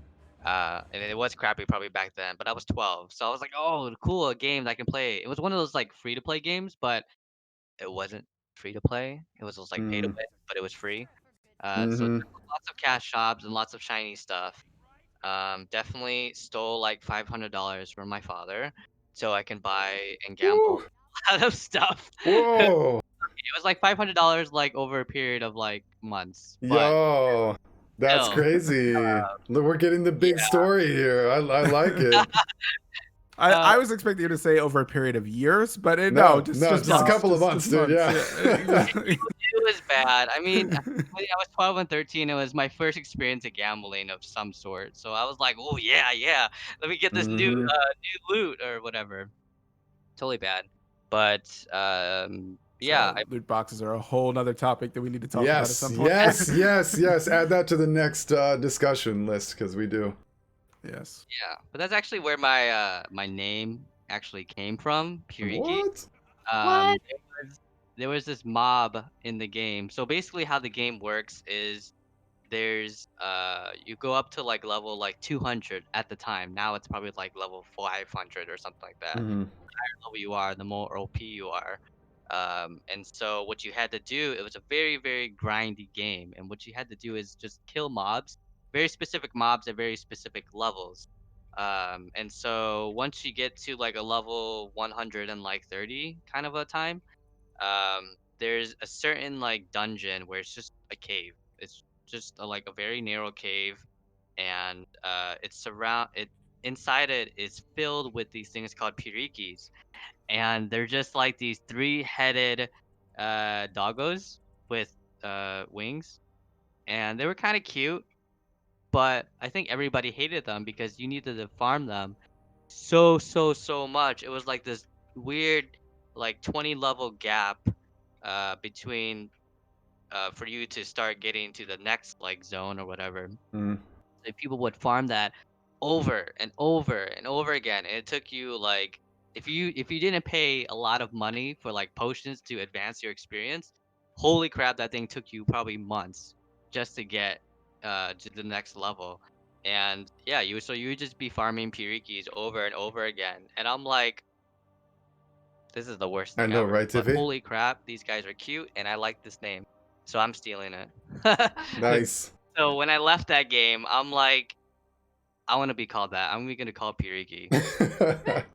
I just took it because I really, really like it. Getting the Pew origin story. Yeah, here. the backstory, It's dude. I legit. know. Was not expecting. That's awesome. So you've been playing Guild Wars 2 for a long time, right? Yep, What? I've been playing it since it came out. Oh, nice. Has there ever been any other MMO that has sort of like taunted you over to play? Is there anything you're looking forward to soon, or are you like a one MMO guy? I'm probably like a one MMO guy. Even before Guild Wars 2, like different MMOs, I would only play that specific MMO for a period of time until I get bored. It wasn't until Guild Wars 2 where I stayed here, I guess you could say. Where other ones Mhm. I tried it out for like a couple months and then found out about something about the game, like too cash shoppy or pay to win, and I'm like, I hate this. Mm-hmm. Guild Wars 2 seems to be like the best like sweet spot for me where there's no subscription fee. I only had to pay it once. There is a cash shop, but it's not pay to win, and and the game itself is just amazing. Um, and so I kind of feel like as like for MMOs specifically, I feel like Guild Wars 2 is probably gonna be set for me. Mm-hmm. I'm pretty bored in that sense because I'm not really interested in like the new games that are coming out. I might check it out because everybody's kind of hyping a lot of other games like Ashes of Creation and there's another one out there that I can't remember on top of my head.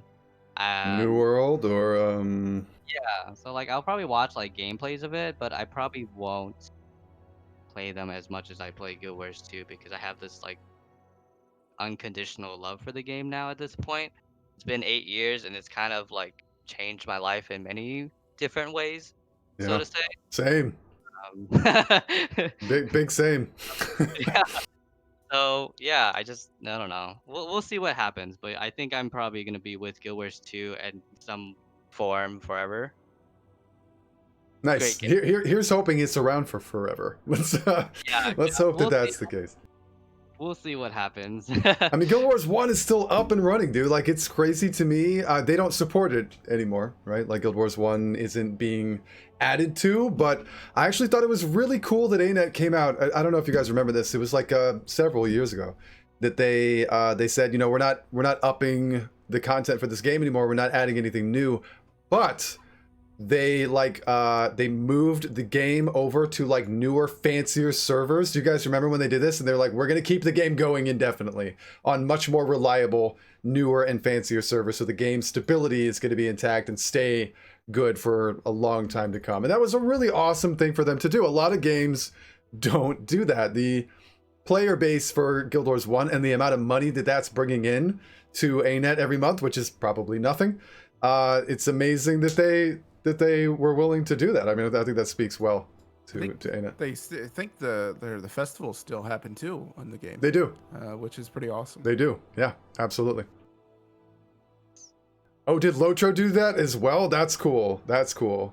Some of these old games that are so great, you know, like it's so sad to see them disappear. I think a lot of people think to City of Heroes and things like that, you know, the games that people like were beloved and then died.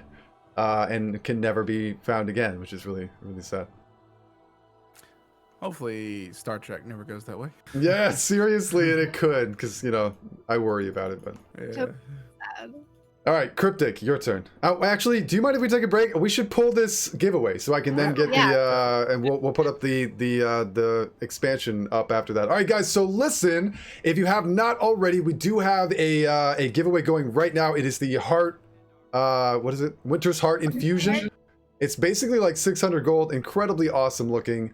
Type !enter or rigged in the chat to get in the giveaway. You do have to be a follower of the channel in order to win. And I know you're like, Merrick TV, I don't want to follow, I just want to win free stuff. And I totally get it. I understand. It's just the rules. I don't make them. So make sure you follow and type that in to get in on the giveaway. We're about to pull it right now. So any last minute entrants. And last time I said this, dude, somebody entered literally as I said that and then they won. And it blew my mind. So it can happen. You never know. Also, while she's doing that, don't forget, guys, we have what, 2-3 days left of September. It is a really awesome opportunity. Basically, all subscriptions in Twitch right now are on sale. You save more money with the more months that you subscribe. If you know you're going to subscribe to somebody for multiple months in a row, you can buy 3 months right now and get an even bigger discount. But it does not have to be me. There's so many great Guild Wars 2 content creators out in the Twitchverse. I'm looking at a bunch of them right now on the left-hand side of my screen. If you want to follow or if you want to subscribe and support any of your favorite Twitch streamers, now is the time. It is on sale. It's a great opportunity, so make sure to take advantage of it while this is still happening for the next 3 days. Okay, I'm gonna pull this thing. All right, let's do it. Good luck, everybody. Winter's Heart Infusion. Oh my gosh! Congratulations, Yukon! Yukon, no way, Yukon. dude. Congrats, bro. Very nice, man. This is quality armor, guys. This is no joke. This is a nice infusion, a big, hefty chunk of money. So that's good. That's good. Yukon, I still see you in there. I know you're here. If you send me your in-game name, I will send it to you. I believe his in-game name is Cryptic Villain. Oh, perfect. I'll send it right over to Cryptic Villain Nice. right nice. away. Yeah. Rigged. I did say I would rig it for him. Yeah, I know. I think I left it in the bank. Okay, guys, so don't go away yet, though. There's one more thing that I really want to give a lot of attention to. We're talking about MMOs today. We're talking about Guild Wars 2 in general. This game is amazing. Most of us have been playing it for forever. We are grizzled old veterans, but there's so much to do. If you have not already played this game, if you've thought about playing this game, if you don't have the expansion or you're brand new to the game and you're sort of on the fence about getting the expansion, we actually have a code for Path of Fire. The expansion right now should give you all the content that you need to do all the elite specs out in the game. So make sure to get in this giveaway if you have not gotten Path of Fire already. My hope is that you will not enter if you already have the expansion. I don't know how many people here may not have it, but I would love to get you on the right track, starting out in Guild Wars 2 with everything you need. So it's up right now. Type ! Enter or rigged to get in for your free copy of Path of Fire. By the way, this was donated to us to give to you guys by Flute Girl. I don't know if she's still around, but she's amazing. She is a moderator over at Muckluck's channel, great member of the community, and really awesome that she would donate that for us to give to you. So big shout out to Flute Girl. Big shout out indeed. All right, we'll leave this this up for the last little bit of our podcast here. I'll pull it right as we end. And yeah, Cryptic, tell us about your experience getting into MMOs. Yeah, so I guess I've been playing MMOs for a good little bit of time here. Started out, I mean, obviously I started out like just like a lot of people did with like pseudo MMOs. I mentioned things like, you know, Fusion Fall and stuff like that, some of those weird little off-brand things. Which, by the way, real shame that game died, and then the like recreation of it died. Like, it was really cool to like play with like all your Cartoon Network like cartoons that you watched as a kid. Wait, like, what game was this? What is Fusion this? Fall. I've told you It's about that this before. it's that Cartoon Network thing you were talking Yeah, about. yeah, it's Why did I basically- never hear about this ever when it was out? Like, I'd never heard of this. I don't know, but it was a Cartoon Network MMO, and you got to basically like go around and help out all the different, like, you know, it was just like this dimension colliding calamity, and you would go around and help out all the different Cartoon Network, you know, characters. To, That like, sounds so cool. helps, you know, yeah, like help stop it, and like, you know, it was really cool. And your character had like these cool like weapons and stuff. But yeah, it was a lot of fun. Apparently they like not a third party, like an indie group brought it back to life, but they got a deceased Cease and thing. desist. Yeah. Couple of like a month or so ago. So, which sucks because I would have loved to. Whoa. What's happening? What's with the stream? happening? Why am I pink? You Why is guys are Pew both pink? gone. Hold on. Why are we both pink? Pew. Oh no! What's so funny was I clicked like a button on my keyboard, like I was trying to like alter the volume, and then the moment I clicked it, I turned pink, and I'm like, oh my god, what did I do?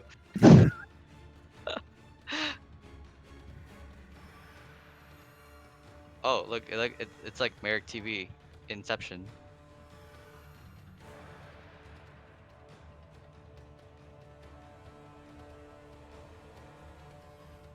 MTV inside of MTV.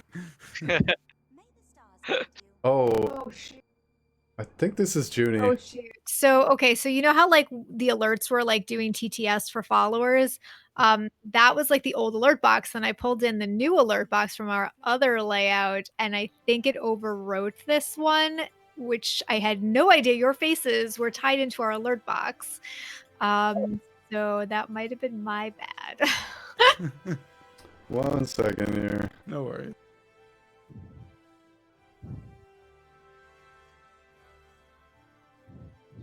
But you can keep talking.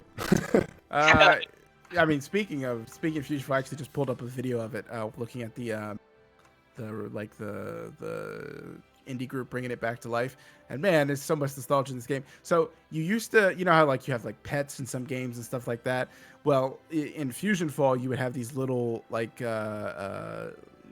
pets or assistants or whatever, but they would be minis of each of all the Cartoon Network characters. So you'd have like a mini Powerpuff Girl like backing you up in a fight, or like a mini number one or whatever, or you know number two, or you know the Codename Kid Next Door stuff, or Ed and Eddie, mini Ed and Eddie, like. And it was yeah, that was just, man, so much nostalgia, so much nostalgia. After that though, or maybe around the same time, it was probably like around the same time. I then got into EVE Online. When did Fusion Fall actually come out? 2009. Yeah, so it was around the same time. So around the same time I got into EVE Online. I think EVE Online came out in like 2007. And all of you know EVE Online. That is a like hardcore, completely different, like different from every MMO out there. Hardcore space, like basically like a spreadsheet simulator, basically. I'm surprised, Pew, you would probably like it. Like, You know what? I actually thought about trying that game a long time ago. I think it was before Guild Wars 2 was officially going to be released, and I was trying to find like in the next MMO. I think Eve was definitely one of the candidates. yeah, Eve, it's definitely past its prime now. It's still a good game, and there's lots of I got it, guys. I still fixed so much it. to do in that game, and it's so unique because you know it's a player-driven economy, and which is rare, extremely rare as it is. Oh, Like and this guy 100% too. player-driven. Nothing is like other than like blueprints occasionally being seeded. Nothing is seeded. Nothing like that. Players make, produce, sell, destroy everything, and that's why a lot of stuff has like such like real in-game value or real-world values. Like ships are worth real money, even though you can't just buy a ship with real money. But it's so different from everything else because of how much like it. The reason that I lost interest in it was because the game increasingly continued to feel more and more like a job. Like the amount of time that I had to put in, and for like the amount of gameplay I was getting out was like the values were way off. Like it was like 80% work, 20% fun gameplay, right? Yep. And like it didn't used to be like that. I used to be able to go out and put like 50% work in, and you know, like 50% of it would just be PvP, having fun, you know, like that's a lot of the game is PvP. So and it just continued to grow more and more like that. And from what I've heard, it's continued to be that way. But that was definitely like, that was my first true MMO experience. And I still love Eve. I just disagree with like some of the design ideas, but Ooh, Eve.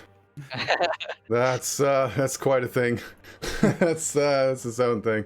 you would love Eve because it's a space game, Merrick. I but, love space and I love space games, but I don't like spreadsheets. I don't like space sheets. Okay, I don't want to. I don't like want a space sheet. spreadsheets, Merrick? space No, sheets. no, I don't. You have to Okay. learn to love the spreadsheet. No. Okay. Here's my beautiful push to talk key. I don't know if you guys can see this. Congratulations to Yukon. We found you. I got your in-game name. Sending this out right now. You're 600 gold richer, bro. Feels Yeah. good, man. It's Crab all soup, from the cauliflower, not from the infusion. Yeah, that's why people actually enter the giveaways. Yeah, so I've been playing MMOs since forever. I've been playing them since EverQuest back in the day. I've played most like AAA MMOs that have come out. I've at least tried them all. I really love the genre. I love the evolution of the genre that I've seen over the years. I feel like it's come a long way. It's gotten better. It's gotten worse. There's so many different things. Guild Wars 2, I have been playing since it came out. I was in the head start, and we were talking a little bit ago about how much Guild Wars 2 has changed Pew's life. Definitely has changed mine as well. I used to live in California. I now live in New York, married to somebody I met in Guild Wars 2, so you never know. It's just absolutely crazy. That said, I do like to play other MMOs from time to time. I like to see where they're at. I keep track of the big four. It's what I like to call them. It's Final Fantasy XIV, ESO, World of Warcraft, and Guild Wars 2. I think those are like the big four games that are still sort of worth following. ESO is always calling me. So. ESO is a great game. There's no doubt about it. Each one has something that the others don't. I mean, it literally is that way. So I think what I learned a lot about MMOs and about myself and about all of us, actually, and this was crazy when the genre first came out, because no one knew about MMO burnout. Because MMO burnout is a real thing where you're like, oh god, I hate this game. Like, I can't even look at it. It makes me sick to my stomach. I hate this. I'm never playing this again. Like, that's what everyone thought when they first had the first wave of MMO burnouts. And I used to watch people at EverQuest give away all their stuff, and in World of Warcraft, give away all their accounts. They're like, oh god, I'm never going to play this again. Here, have all my gold. And as we all know, it doesn't work that way. MMO burnout goes away, and then you come back and you're like way into it again, and that's a cycle that everyone goes through. So all your stuff is gone. And all your stuff is gone. Dude, I cannot tell you how many times I've seen people do that. And now people know better. They know what burnout is. And for the most part, I think a lot of us diehards will just sort of like, oh, you know, I'm so over Guild Wars 2, I'm gonna go play ESO. And oh my god, this game is great. And like, we all still do the same thing. We're like, oh, look at this, ESO's got this and that, and way better than Guild Wars 2. That game sucks. And it's not true, you know, and eventually you end up coming back to Guild Wars 2 and you love it. But I cycle through. Right now, I'm excited for the Shadowlands expansion that's coming out for World of Warcraft. I'm really excited for Cantha coming out. And Ashes of Creation, Pew brought up a few minutes ago. That game, I don't know what to say about that game, dude. If you guys haven't followed any of the reviews or its evolution as it gets closer to release, which is one of those games that maybe it'll never be released, who knows, but it looks so good, it looks so amazing that I'm like, I feel like it addresses so many complaints that I've had about MMOs in general, so many things that I feel like aren't being represented in the genre right now. It's gonna have an offering for, so a lot of really exciting things. I encourage you guys to look it up. If you have not already, you should watch the Lazy Peon review of that game.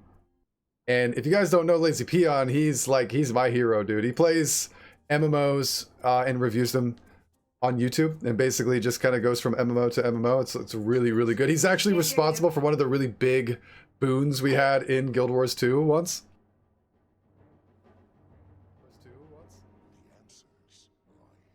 You guys can hear me, right?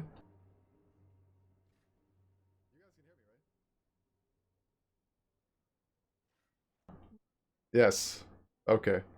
Oh, okay, good. Good. Junie said that they couldn't hear me. Yeah, Oh, but Cryptic. Oh no, the Discord call. Did it just go down? Uh-oh. Okay. Give me 1 second, guys. I think they died. I'm fine. But they went down. We're gonna wrap up this podcast in just a second. I'm gonna pull the last giveaway, but I want to make sure they're on stream. So give me 1 second. I'll be right back.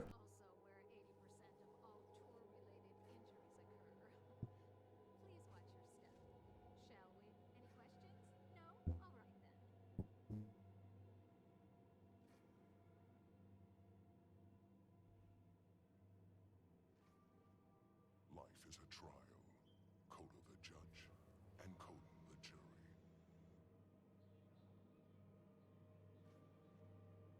Hello. Oh, you know what? I should call you guys in the same order. Okay.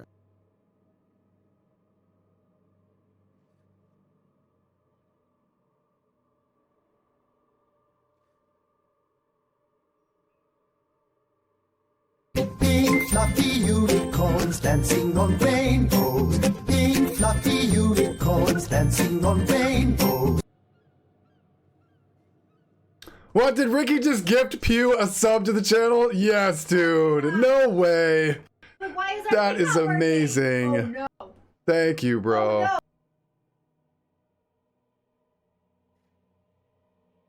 no. Image, how did you get Oh, rid I of didn't it? take it with unicorn. This is the other thing. Yes. This was actually my master plan all along. That it's gone now. I finally win. It is finally. I am finally free of it. Wait. Cryptic? Oh, Discord is just like having a fit here. No, Cryptic needs to leave the call, and then I will call. Can you leave the call, Cryptic? Everybody can still hear me, I assume. Sorry about this. It's actually Discord, guys. It's having some sort of weird thing. Cryptic, can you hear me?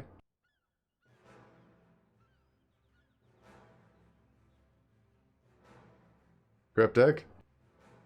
Cryptic?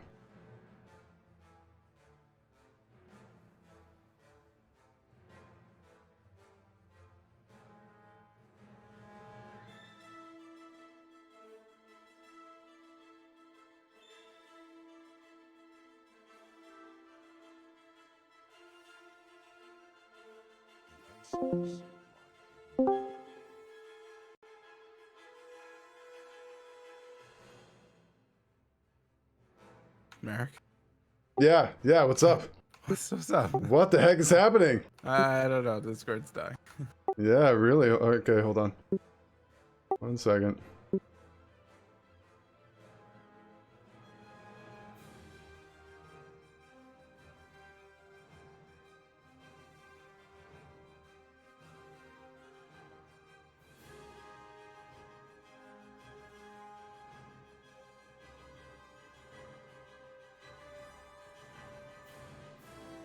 Okay. I tried to add Pew. Pew's back. Hello? Hey, Yeah. Is Merrick a robot for you too, Pew? Yeah, that was like super weird. You were just in the middle of talking, and all of a sudden it was like you were like super hyped up, and you were like, oh, no, and it just stopped. Like somebody pulled out one of his batteries slightly.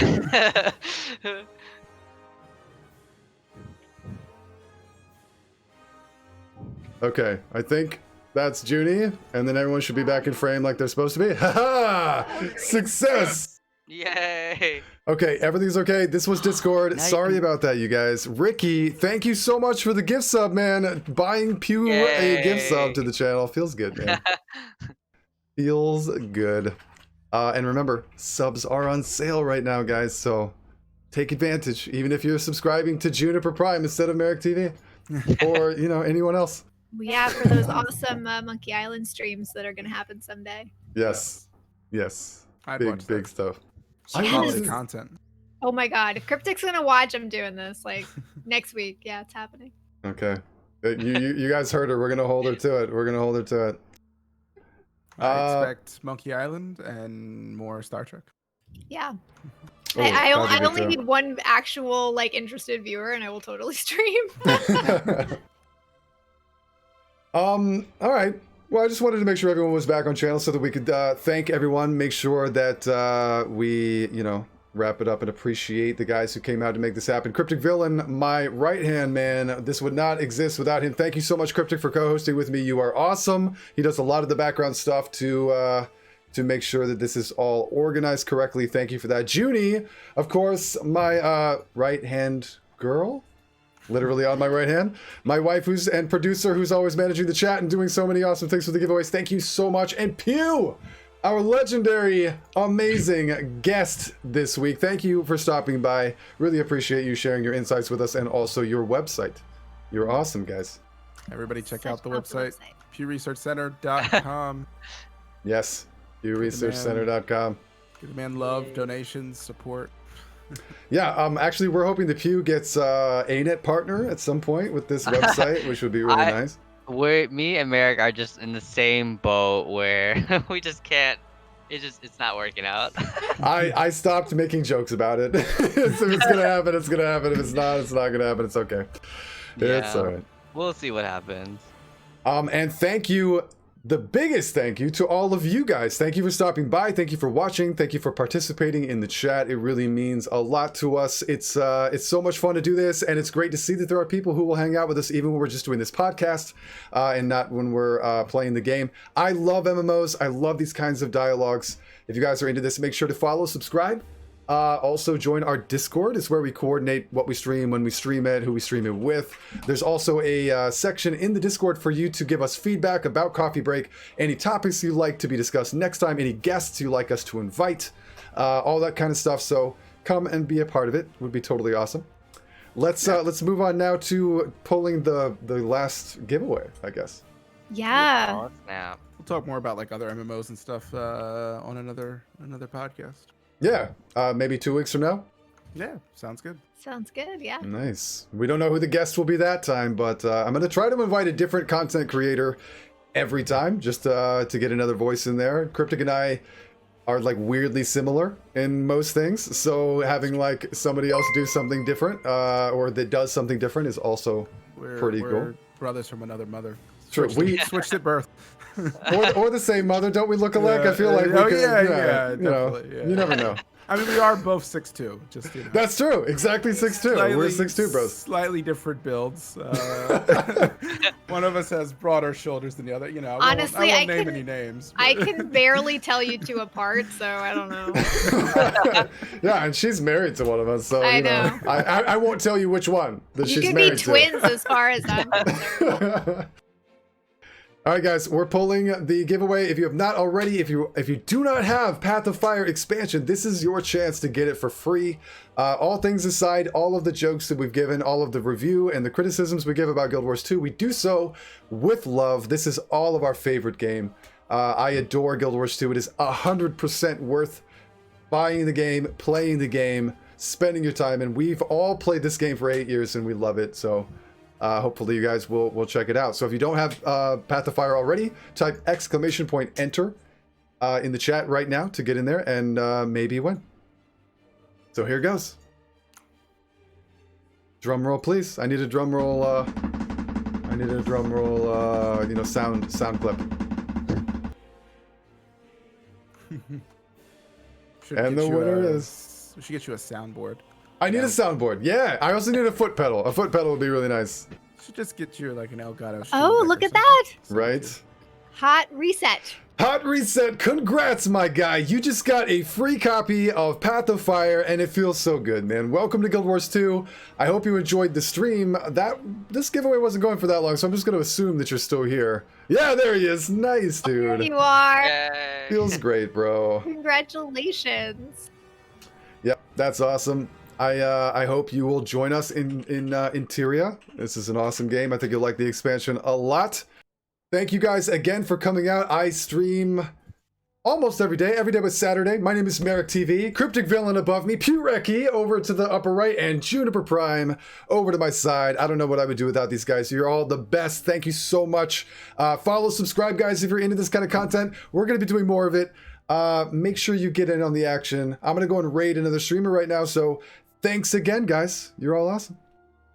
Yay! Thanks for having me. It's Yeah, been great. I had an that's idea. great. What if we, instead of cycling host, just added a new host each time? Every time. Every Oh, time, yeah. just- yeah. The giant round table of exactly. Pew, you're never leaving. You're stuck here now. Oh, okay. All right, guys, we're going to go raid one of my favorite streamers in Guild Wars 2, Dawnstar. If you guys have not checked her out already, make sure to follow her when you get there. She's an amazing content creator. I like to highlight anyone who's making this game and community a better place, and Dawnstar is definitely one of them.